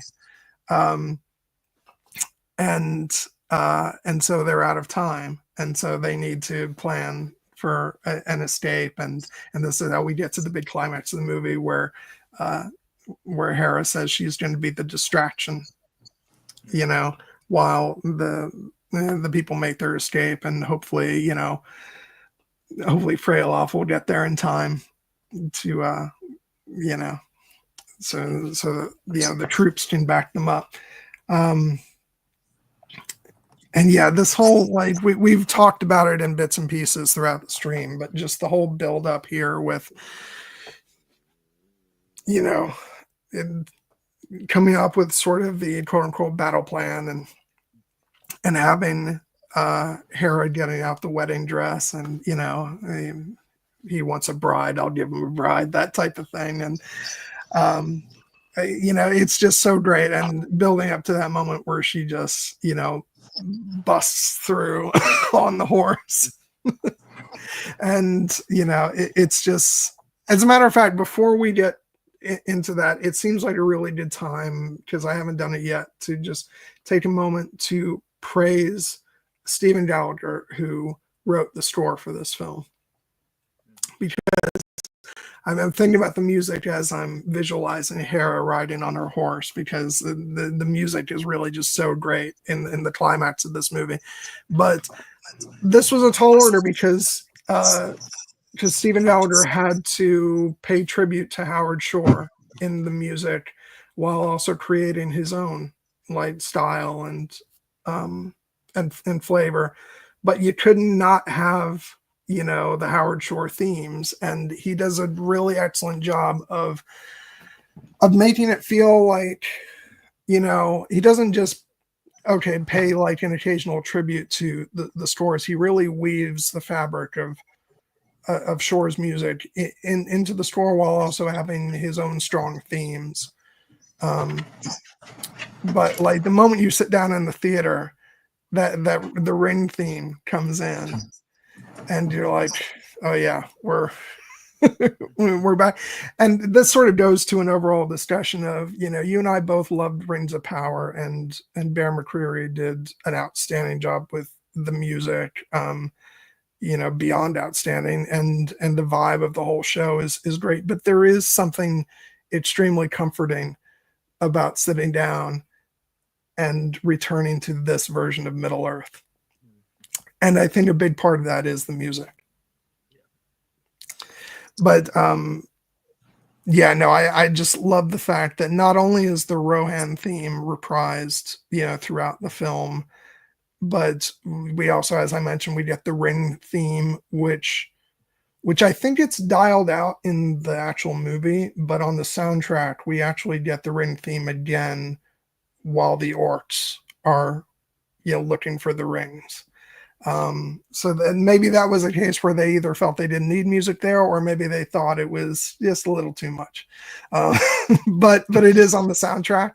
And there's also, when we see Isengard for the first time, there's a reprisal of the Gondor theme, which shows me that Stephen Gallagher really understood Shore's music, because it would have been very easy to reprise the Isengard music from the films, but that music represents Saruman in the films, whereas Isengard was built by the Gondorians, or by the Numenorians, I should say. And so it would, and so at this point, before Saruman actually moves in, which we'll be talking about at the end, but it makes total sense for it to be represented by the Gondor theme at this point in the history. So I thought that was great. And yeah, and we talked about the reprisal of the funeral music, which I thought was a brilliant touch. But I really do love also his original themes. I have really come to love. I haven't decided yet if it's supposed to represent Hera or Helm's Line, but there's a theme that runs throughout the movie that really comes in full when Hera, you know, charges against a wolf, and you know, and it's really heroic, and you know, and grand, and yeah, it's just I thought it did a great job. If I have one like little nitpick is, and this is only because I've listened to the scores like 1,000 times, and I'm a very big film score aficionado and all that. I do wish that they had gotten a larger orchestra for the score, because there were times when I'd say I can tell it's being performed by a smaller number of players. But having said that, I think what he does with the orchestra he's got is amazing, and that he gets a really big sound out of them, you know.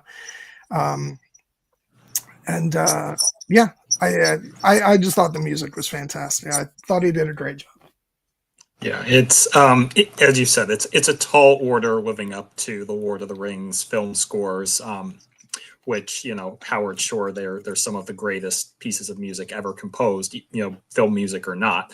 But now we've seen, you know, Bear McCreary live up to that legacy by doing something of his own with Rings of Power. And I think that Stephen Gallagher here, you know, has to hew closer to the Lord of the Rings themes that we know, and he does that brilliantly by bringing in the familiar elements. But he still has space to make it his own. And I'm looking forward, you know, having only seen the movie once, looking forward to going back and identifying some of the new pieces of music that kind of help bridge the gap between the familiar themes that we all love so very well. And on that front, you know, one other piece of music that we haven't touched on, which is the and you know, maybe we can save it for the end, but like the end credits song, "The Writer," by Paris Paloma, so good. is so good. Speaking of music videos that I've already watched like 20 times, yeah, I've loved it since it was released, and it's really nice to have them going back to a female vocalist after, you know, having all the male singers of the Hobbit trilogy. There's just something about the female voice at the end of one of these Middle Earth movies that just, it really is so beautiful. And and Paris Paloma's song is just amazing. And I think she worked with, I'm trying to remember the guy's name who did a lot of the songs for the trilogy and for the Hobbit movies. But the group is Plan 9, they're called. And so which actually they also worked on the Rings of Power as well, for some of the songs there. I'll just put up right here. Obviously the soundtrack is out on digital right now, but it's being released on vinyl and CD through a company called Made by Mutant. They've been putting out a lot of you know, contemporary film scores, you know, as that sort of medium becomes a bit more niche. But this is the cover for the LP or the vinyl, which is just breathtaking. I may have to buy this just for the album art. I can't play it, but it would be great to have in my collection. But also, this is the art that'll be on the Steelbook release of the movie on 4K and Blu-ray. So maybe I'll just settle for that, but I don't know. This just, you know, it's so beautiful that I think I'm gonna want to go ahead and throw away my money on that. But yeah, I will say, as far as like, I don't like to rank this stuff. I don't think it rises as high as either Howard Shore's scores or even Bear McCreary's music for the Rings of Power, but like, you know, it's a very difficult thing to do. I think that it honors what's come before really well, and has a lot of, you know, I think some of the new themes are really well. And like I said, the sort of main, you know, theme for Hera is already stuck in my head after 2 viewings. So obviously that was effective. But it's just like, I say this, but I'm like, it's the same thing as with the, you know, the films themselves. Like, no, this isn't as, you know, it's not as monumental as the Lord of the Rings trilogy itself, but those are like the 3 of the greatest films of all time. And it's the same thing with the music. So it feels a little unfair. I think that the story does absolutely everything that it needs to do and a little bit more. And I'm going to be very happy to have it sitting on my shelf next to the original scores. No, I wholeheartedly agree. It's it doesn't need to, you know, exceed or match the iconic Howard Shore scores in order to be a great piece of fitting music for this movie. You know, I also just you know, the Rohan theme, you know, is one of Howard Shore's best, themes, and getting to hear it played so liberally throughout this film, it was special. And I believe I did see Hardanger Fiddle in the end credits when I went to the movies today. So just in case by some chance Erin sees this, I think she'll be happy. She'll be happy to know that. It's beautiful, and I love that. The style of the credits kind of did their own thing for this film, but I was happy to see the Lord of the Rings logo over a black screen and then fade up, and War of the Rohirrim then over the wide shot of Edoras. I thought it was very beautiful and very classy, reminiscent of the original films.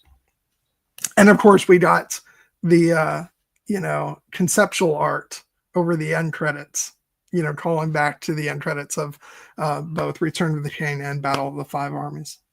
So I was happy to see that. Okay, so I think I've paid tribute to the music sufficiently. So anyway, I mentioned that because going into that scene where Hera rides out, like the music is soaring and it's beautiful, and and just we talked about it before, just that great moment when Hera rides out in the wedding dress, which is basically her superhero costume, and and Wolf is very arrogant, like, you think I would marry you after all this? And like, no, Wolf, that is not what she has in mind. And I love how she says, I'm pledged to no man. And to whom are you pledged then? Death. God, it's just such an amazing. And then she calls him, a coward for not facing, Helm, and and General Tart is rightfully saying, she's got something up her sleeve. She's very crafty. Don't take the bait. What does he do? He takes the bait. Yeah, that was one of those like classic comedic moments where he's like, you don't have to accept her challenge. I accept her your challenge. And you can almost see General Tar going in the background, even though he holds his composure. And another comedic moment I love with this sequence right before it is again in the vein of pitch black comedy, the drummer dude who is standing on the top of the siege tower, and then they drop it while he's still on there, and you just see him like screaming as he falls, and you're like, that was a dick move, Wolf. You could have allowed him to get down before you did that. But also the siege tower itself is just a cool dynamic because obviously the famous lore of Helm's Deep is like no enemy has ever breached the deeping wall, and obviously Sauron finds a way in the two towers, but this is kind of a way to make it feel different, that like Wolf is about to use a siege tower to climb over the wall, and would have succeeded had it not been for the lone rider, for Hera blocking, standing her ground. Which, and the dropping of the siege tower, it seems like a good moment to just quickly sort of comment on. We talked about how beautifully the animation is. A majority of the film is like classically hand drawn animation. There are some CGI elements. I actually was a bit more worried about them than what ended up being the case when I actually saw the film. I thought actually it all integrated pretty well. And this is one of the sequences that uses a bit more of it with the again with the siege tower, but I was very happy to see that the vast majority of the movie sticks to the classic hand-drawn style. No, it looks very visually dynamic and interesting. but because I mean, this entire section of the movie is like rife with like beautiful imagery, including Hera herself, standing on the siege tower and in the white dress on the horse, the lone rider, and the charge. I mean, just look at that. Oh God, it's so good.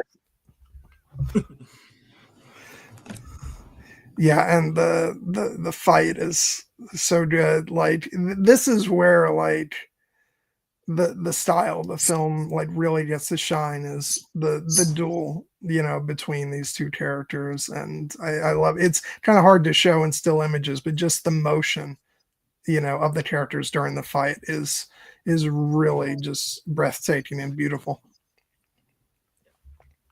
It's a great combat duel sequence, I also appreciate like that they played with the motion so much, because again, it's realistic in this way that Hera, even though she's incredibly brave and capable, she is and she's not like necessarily a trained warrior in the same way Wolf is, and she's obviously much smaller. Like the idea that she could beat him like in a straight up sword fight is probably a taller order, so she uses her strengths to her advantage. And I love that they kind of play off the idea that that she points in, the idea that like the whole reason this plan is going to work is because what she's doing is stalling for time to allow people to escape, and it reminds me of the moment in Obi-Wan Kenobi where, they're trying to escape from Jabim, and, Obi-Wan's going to face down Vader. And she's like, how do you know and Reva's like, well, how do you know he won't see it coming? And he's like, because all he'll see is me. And Hera has almost exactly the same line here. And she's right, because Wolf, even this is like his great victory, basically slips through his fingers because he just can't help but fixate entirely on her. And it costs him, dearly. Oh God, yeah. And we did talk earlier about the moment where she appears to have won, and and she holds him to his promise that he's gonna let them go, and and then of course he's not going to keep that promise, because again, like we said earlier, at every possible opportunity he's going to make the worst decision. And that's the point where we get that great line from General Targ, where after Wolf says launch the attack, and General Targ says no, then the girl was right, you are a coward without honor. And then he gets stabbed for that remark. And coward or not, men all bleed the same. Oh God, that's why again, like a minor character who doesn't necessarily get as much screen time, but they did such a great job with General Targ, just because you really need to land that moment, and I thought they did a really great job with that. And but then it's at this point that things seem like doom and gloom, but then who should show up on the horizon but Freyalof and his men. And this is a great Gandalf and Eomer just showing a moment. But I don't know, for some reason, like all this stuff, it feels really fresh, even though you could potentially say, oh, it's these are beats that we've seen before, but it's just something about the way that they're delivered that makes them unique. Yeah, I mean, like, it is like narratively almost exactly the same beat from the ending of The Two Towers with the charge down the hill, but like I think it's partly the visuals that help it make it feel fresh. Like you have the image up on screen here, like setting this at night instead against the rising sun, setting this against at night with the full moon behind him, like really kind of plays into that idea of like Helm Hammerhand as like the ghostly specter returned from the dead that like strikes terror into the hearts of the Dunlendlings and causes them to flee. And so I think that that's another reason why it feels like, it doesn't feel like exactly a carbon copy of the ending of the Two Towers, even though it's, the cavalry riding in at the last moment to save. And also because we are ultimately, even though Freyolf, arriving is what saves the day in many respects for the larger battle, we're still focused on the conflict between Wolf and Hera.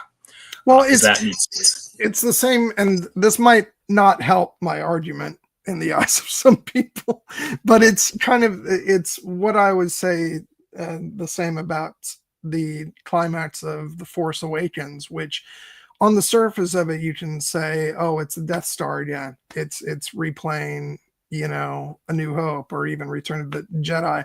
But in the original Star Wars, like the trench run on the Death Star, like that's the focal point. That's the main thing that you're focused on narratively. In Force Awakens, it's sort of a background to what's happening, and the central focus is on the fight between Rey and Kylo. And so in a similar fashion here, yes, you got the beat of the cavalry showing up and riding down, but our attention is focused squarely on this one-on-one fight, between Hera and Wolf, which is different from what happens in the Two Towers. So sometimes I think people can get distracted by like surface level similarities and not actually paying attention to what's actually happening with the characters and the story. The internet be superficial? No. Yeah. And plus all the circumstances are different here in terms of like character wise, like that, and that's a big part of why it feels different, because this is Freyolf is showing up because of Hera's plan and to get him to be disguised as the dead king, and and like that's very different from Gandalf saying, I shall return in 5 days time, yeah, and all that. And so again, like story specifics and character journeys like are important when you look at these things, and not just like sort of surface level similarities. And the great thing about animation is, going back to what you said, like visually it looks different. That's something that you have a lot of freedom with in animation. You can still do it in live action, especially with color grading and all that. But I think it's a lot easier to make things look very, creatively different in animation, because you can just completely create a very different kind of image.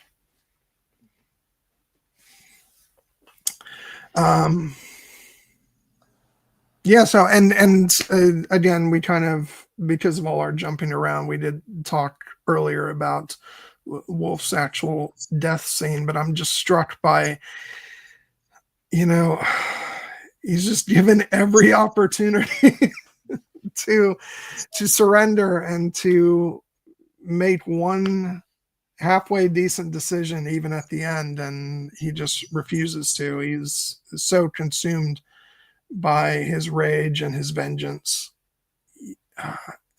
and his hatred at this point that he even feigns giving up, and then but then no, he pulls a I'll make a reference that nobody will see coming. He pulls a ransom at the end of Knives Out. In for a penny, in for a pound. And but he doesn't make a shot, and ultimately, because Alwyn comes in, with her shield, at the last minute, and tosses that over to Hera, and Hera uses that to still try and, I think, just restrain him, but it's his stubbornness that ultimately, I think, results in his death. And yeah, that's the end of Wolf. Yeah, it's a fitting end for a character who was so committed to living by the sword and living vengeance and blood above all else, that, it is his unwillingness to yield in this moment when all is lost that that leads to his almost unnecessary death in that way. I mean, it's fitting that he dies, like he has committed crimes against the realm, and, probably had he survived, would have been either banished or imprisoned for the rest of his life. But he just can't, let it go. He has to, fight to the end. And and again, speaking to what we had talked about earlier about the, the value of mercy, it's very telling that even after everything that he has done, killing her brothers, terrorizing her people, leading, driving her father to, ultimately sacrifice himself. Hera does not want to kill him.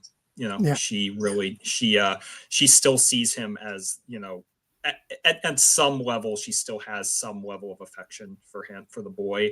And it's only when he gives her absolutely no choice that she, recognizes that, no, you will not be saved. So very well, this will be your end. You choose how it ends. Yeah.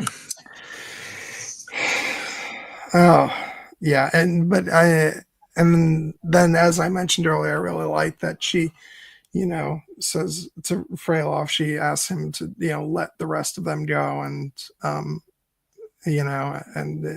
show mercy, and he agrees. And yeah, I know there's some people in the audience going, no, that's not a good decision. Don't do that. I'm like, no, that's exactly the point of Tolkien storytelling. And yeah, I really love that as, as a finishing touch. And yeah, and then I guess, so that's pretty much the end of that. And then we go into the next scene of, as Freyloff has, accepted the mantle of being the first in a new line of kings.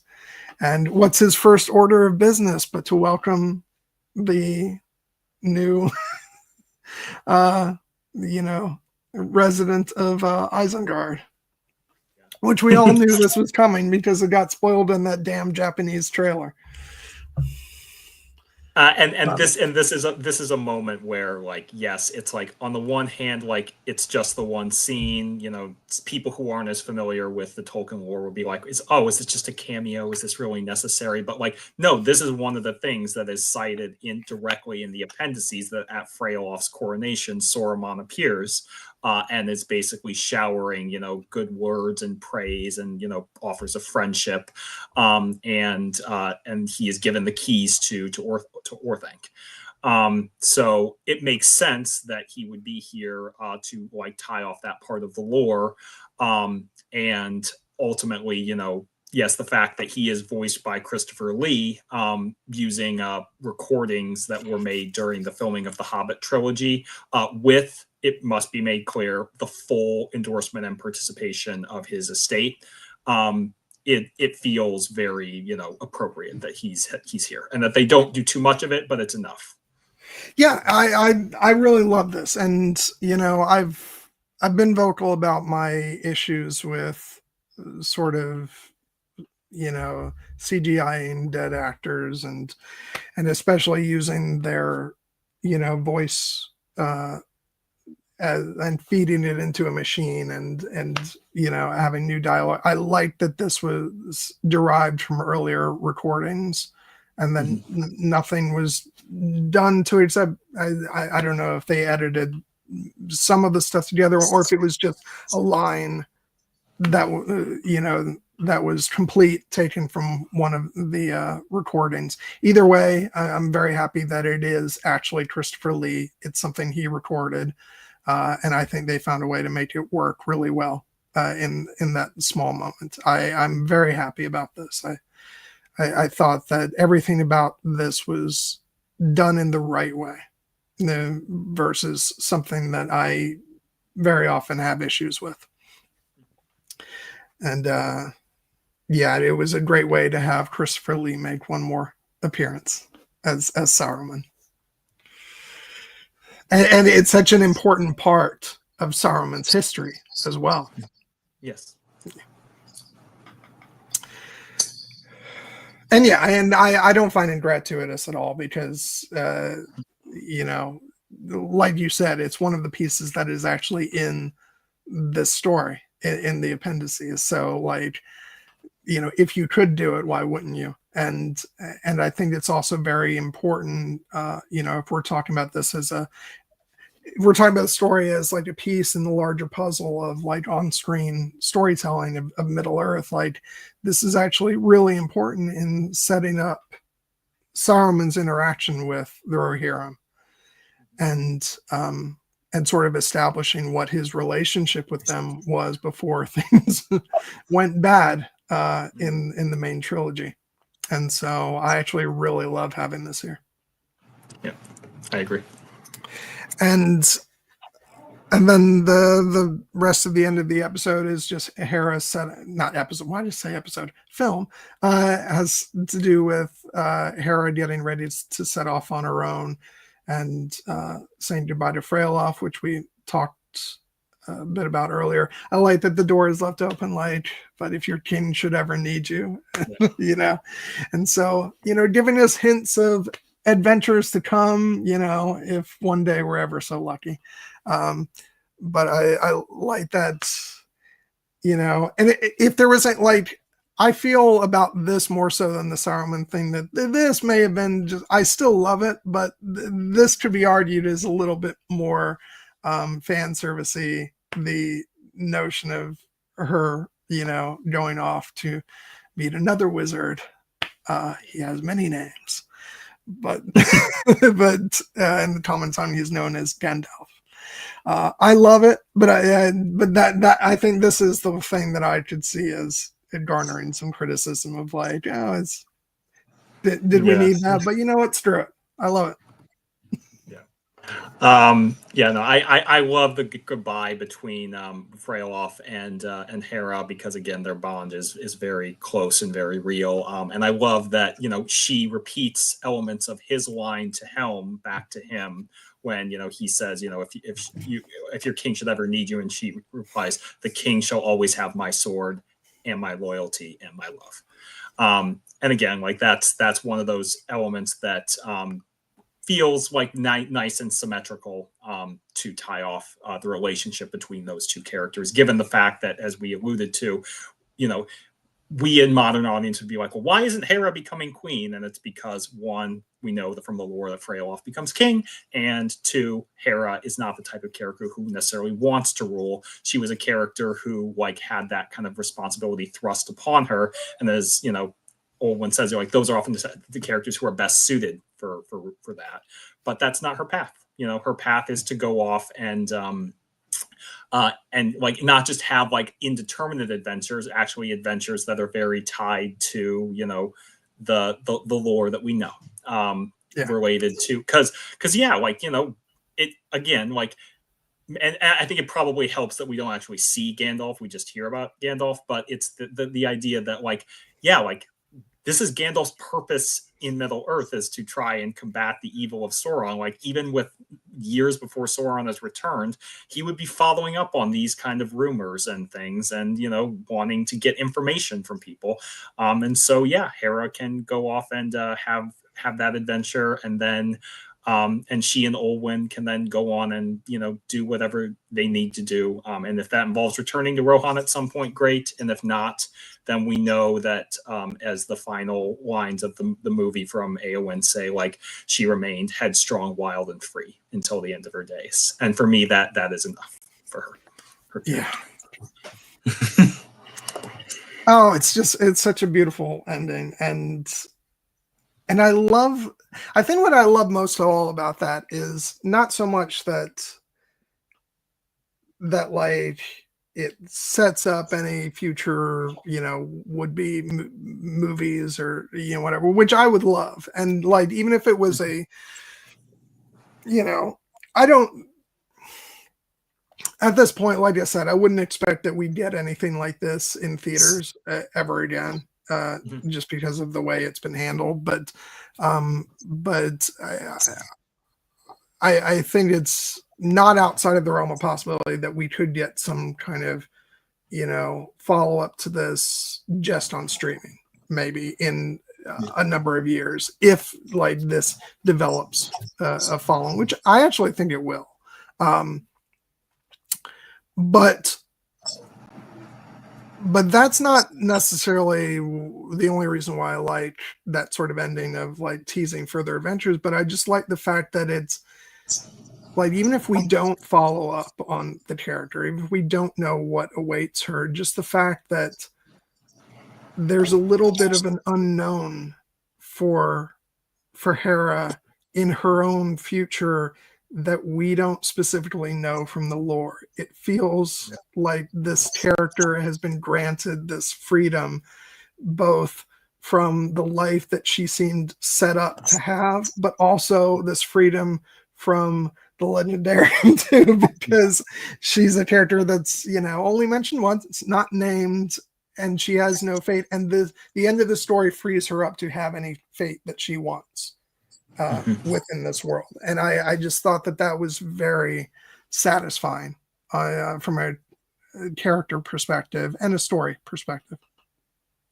And I also love that in the classic Lord of the Rings fashion, she may have been prepared to set off on this journey on her own, but she will not be alone because because her loyal friend and mentor Olwen will be joining her. Who again, we have to praise Olwen again. Lorraine Ashbourne, who voiced her, did such a wonderful job with this character. She was funny, she was loyal, she was brave, she was a true shield maiden, and but it and it's a very touching moment there at the end. Where like she basically echoes of Frodo and Sam, of course, the whole like, I'm going to Mordor alone, of course you are, and I'm going with you. In this case, reminding Hera that she promised to be by her side for all of her days, and then Hera, it's like, of course. Can I just pause for a second? And I'm positive that I've actually said this on like prior Lord of the Rings streams, but that has to be like one of the most laugh out loud funniest lines in cinema history that like I love so dearly is when Frodo yells back to Sam, I'm going to Mordor alone. Of course you are, and I'm coming with you. I love that so much. And so yeah, it's always good when a character has Sam energy. And and so again, I would really love to see these characters again, but at this point, I don't think it's necessarily smart to be banking on that. So we're just going to enjoy this film for what it is, which is an absolutely beautiful piece of art that has really expanded and brought great beauty to a story that was previously only 2 pages out of the appendices in Lord of the Rings, and was obviously a very important part of the overall lore, but now has been granted the opportunity to be expanded upon, and it'll as I mentioned earlier, it's going to be a way in for a lot of people for the larger history of Middle Earth. Even more so than something like, that's what was so great when the Children of Hurin was published. But even that is very much still written in the more archaic style language of the Silmarillion. And I think something that's really great about this is it's much more inviting to audiences. I could say the very same thing about the Rings of Power as well. It allows people to enter, those stories that aren't found within the pages of The Hobbit and The Lord of the Rings, and get a sense of, of Tolkien's larger mythology. And I just think that's amazing. No, I feel very very fortunate, and I think I mentioned this in the Slack, that for us to have gotten season 2 of The Rings of Power, which I thought was exceptional, and this movie, in the year of our Lord 2024, over 20 years after the original Lord of the Rings films, and 10 years on from the Hobbit films. Like, I feel so rewarded and so thankful, because this is, not a given, that, we continue to have great stories told in this incredibly rich world. And we'll always have the books. We'll always have, the Tolkien's original, Legendarium. And I'm sure that there are stories that will, that, from the Legendarium I would love to see on screen that we may never get to see, but we got to see this one. This story now actually gets to live on, in not only in the original form, but in the form of this movie, which is a great work of art in its own right. So I just feel like it is very, it is, something that, even though, as we touched on at the beginning of the screen, the reason this movie exists is so that Warner Brothers could hold on to the rights so that they could make more movies down the line. This movie deserves to be known as for more than that. It is a beautiful accomplishment. Yeah, I think ultimately it will be, because I think more people will eventually see it, and yeah, I mean, we discussed it ad nauseum earlier, but that may have been the reason why the project was greenlit, but that doesn't have any impact on the people who actually got to decide what story to tell and how to tell it. And what we got was a beautiful piece of art that I feel like, sadly, is going very underappreciated. But much like with Batman Mask of the Phantasm, I'll be able to say in 20 years, no, I went to the movies to see it.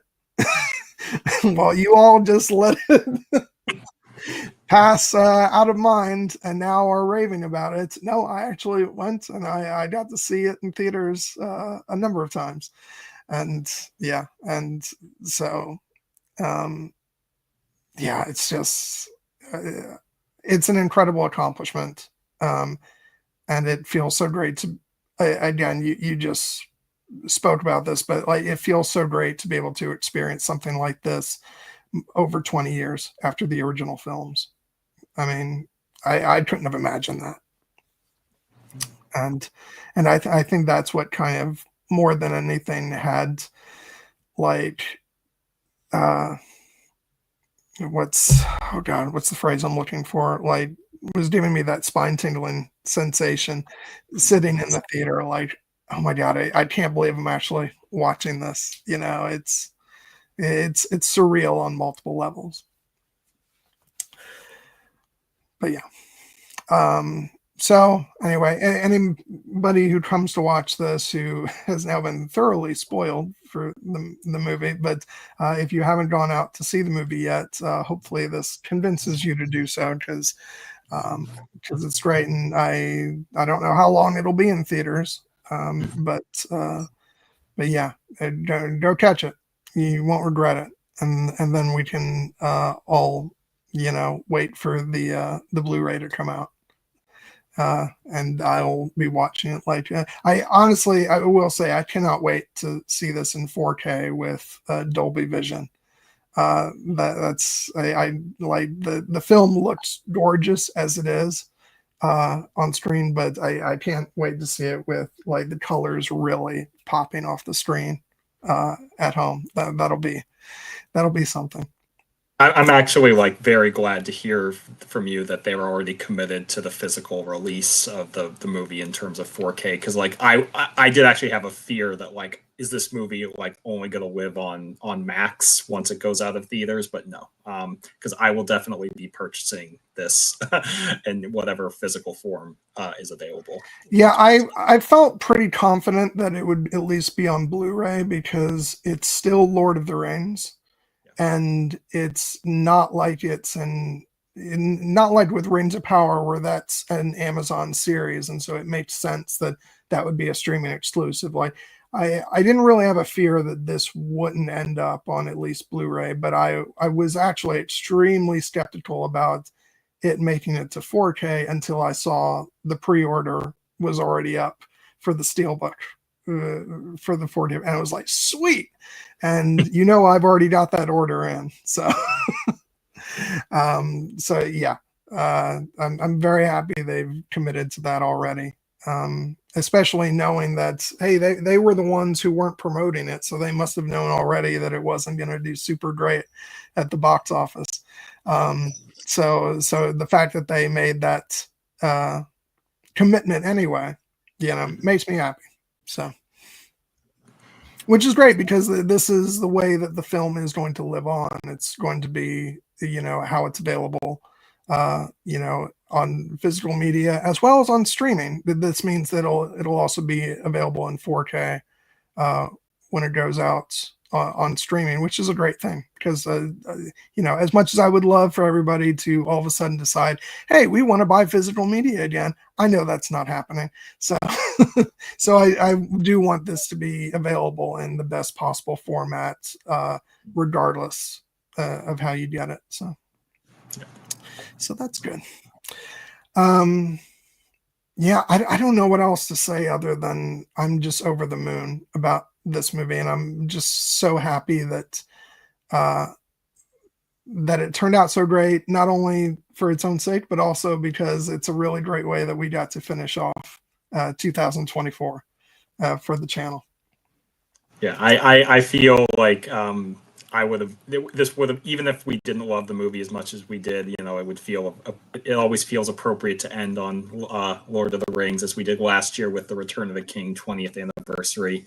And we'll see what next year holds. But for now, I'm like, we are definitely going out on a high note with this one. Yeah.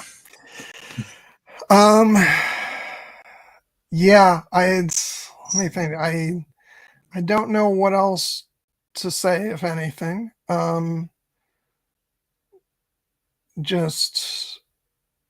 Yeah, I'm just happy that this exists. Like, we can have all the conversations in the world about, what should the marketing have done? Doesn't it suck that the critics are being kind of dumb about this one, and whatnot, and all that? But at the end of the day, I don't really care. The fact that it exists and it's always going to exist, is, in that way, I feel like I did when the movie Serenity got made. It felt like a victory that even came into being. And so this kind of feels the same way to me. Yeah, and it's similarly, I think we had voiced similar sentiments about like Blade Runner 2049, and the fact that that movie was that movie was much more of costly than a movie like this, and obviously in retrospect, certain hacky corporate suits would be like, do we really need to make this movie? But it's like, guess what, you did. It exists out in the world and you can't take it away. And by the way, I think I mentioned this before, but I am so happy that the next follow-up to that, which is the Blade Runner TV series that'll be coming out, is, I think it's called Blade Runner 2099. Yeah. And so it's set 50 years after the fact. That makes me so happy, because it means that 2049 is going to sit on its own as a piece of art. And yeah, there may be some connections, just like that one had connections back to the original Blade Runner, obviously. But the fact that there's not going to be a kind of immediate follow-up to it means that it kind of remains pure. And since Denis isn't returning anyway for this next iteration, I wouldn't want something that kind of touched the ground that he covered with that film if he wasn't involved. So I know that's very much off topic, but I think that just makes me really happy that Blade Runner 2049 now gets to exist as its own sort of cult classic piece of cinema history. Yeah. No, you had mentioned that before, but I agree. It's it gets to kind of stand alone. Yeah. So yeah. Okay, that's it. I guess we'll sign off and say bye to 2024. yeah, I think we had a really great year for the channel. It was a difficult year in other ways, but but we had a lot of fun. And this, I guess this was, we technically did start last year with you being on the channel, but this was definitely our first full year doing this together, and it was a lot of fun. We had to take some breaks every so often, but we always came back strong. And yeah, next year is going to be a lot of fun. We already know what we'll be doing at the end of the year because we're going to be building up to that Pride and Prejudice stream, which we've talked about before. We're going to cover the 95 miniseries and then go into a return discussion of the 2005 Keira Knightley version that we hold near and dear to our hearts. Yeah. And so, yeah, so we know how we're starting. We know we're about where we're ending. So, so that feels good. And yeah, it's, hope you guys have enjoyed our, rambling discussions where, I know we're not always coherent, but I yeah. think we are. I just think that we Okay. have we have a lot to say, and sometimes we don't want to go in strict order of the movie. So I will say, you you weren't around for this, but nothing will ever, as far as like being confusing and incoherent to an audience, nothing will ever beat the stream that I did with Sanri about the film Brazil. well, that movie is hard to follow when it's over. Well, and especially because I think at the time it wasn't necessarily like a requirement on my end that people watching the streams had actually seen the movies we were discussing, because I was doing a lot of like personal favorites that like most other people hadn't seen, and in that case it was one of Sanri's personal favorites. She's the one who suggested the movie. And so the hilarious thing about that stream was that we were just going on and on, not sure who was even following what we were talking about, that it just became like this stream of consciousness. So anyway, this feels random to finish off the year reminiscing about the Brazil stream. But yeah, no, if any of you want to listen to something and maybe, take a little something while you're watching it, that would be a good one. Wow, I'm not getting monetized now. But yeah, we're just going to end. Otherwise, I'm just going to go on about random things. But thank you all for watching, and thank you all for a great year of chatting about movies. And we will be back in 2025 on January 5th. And we'll be talking about what else? Keira Knightley, with a discussion of her show, Black Doves. So we will see you then. Bye. We'll see you then. Bye-bye.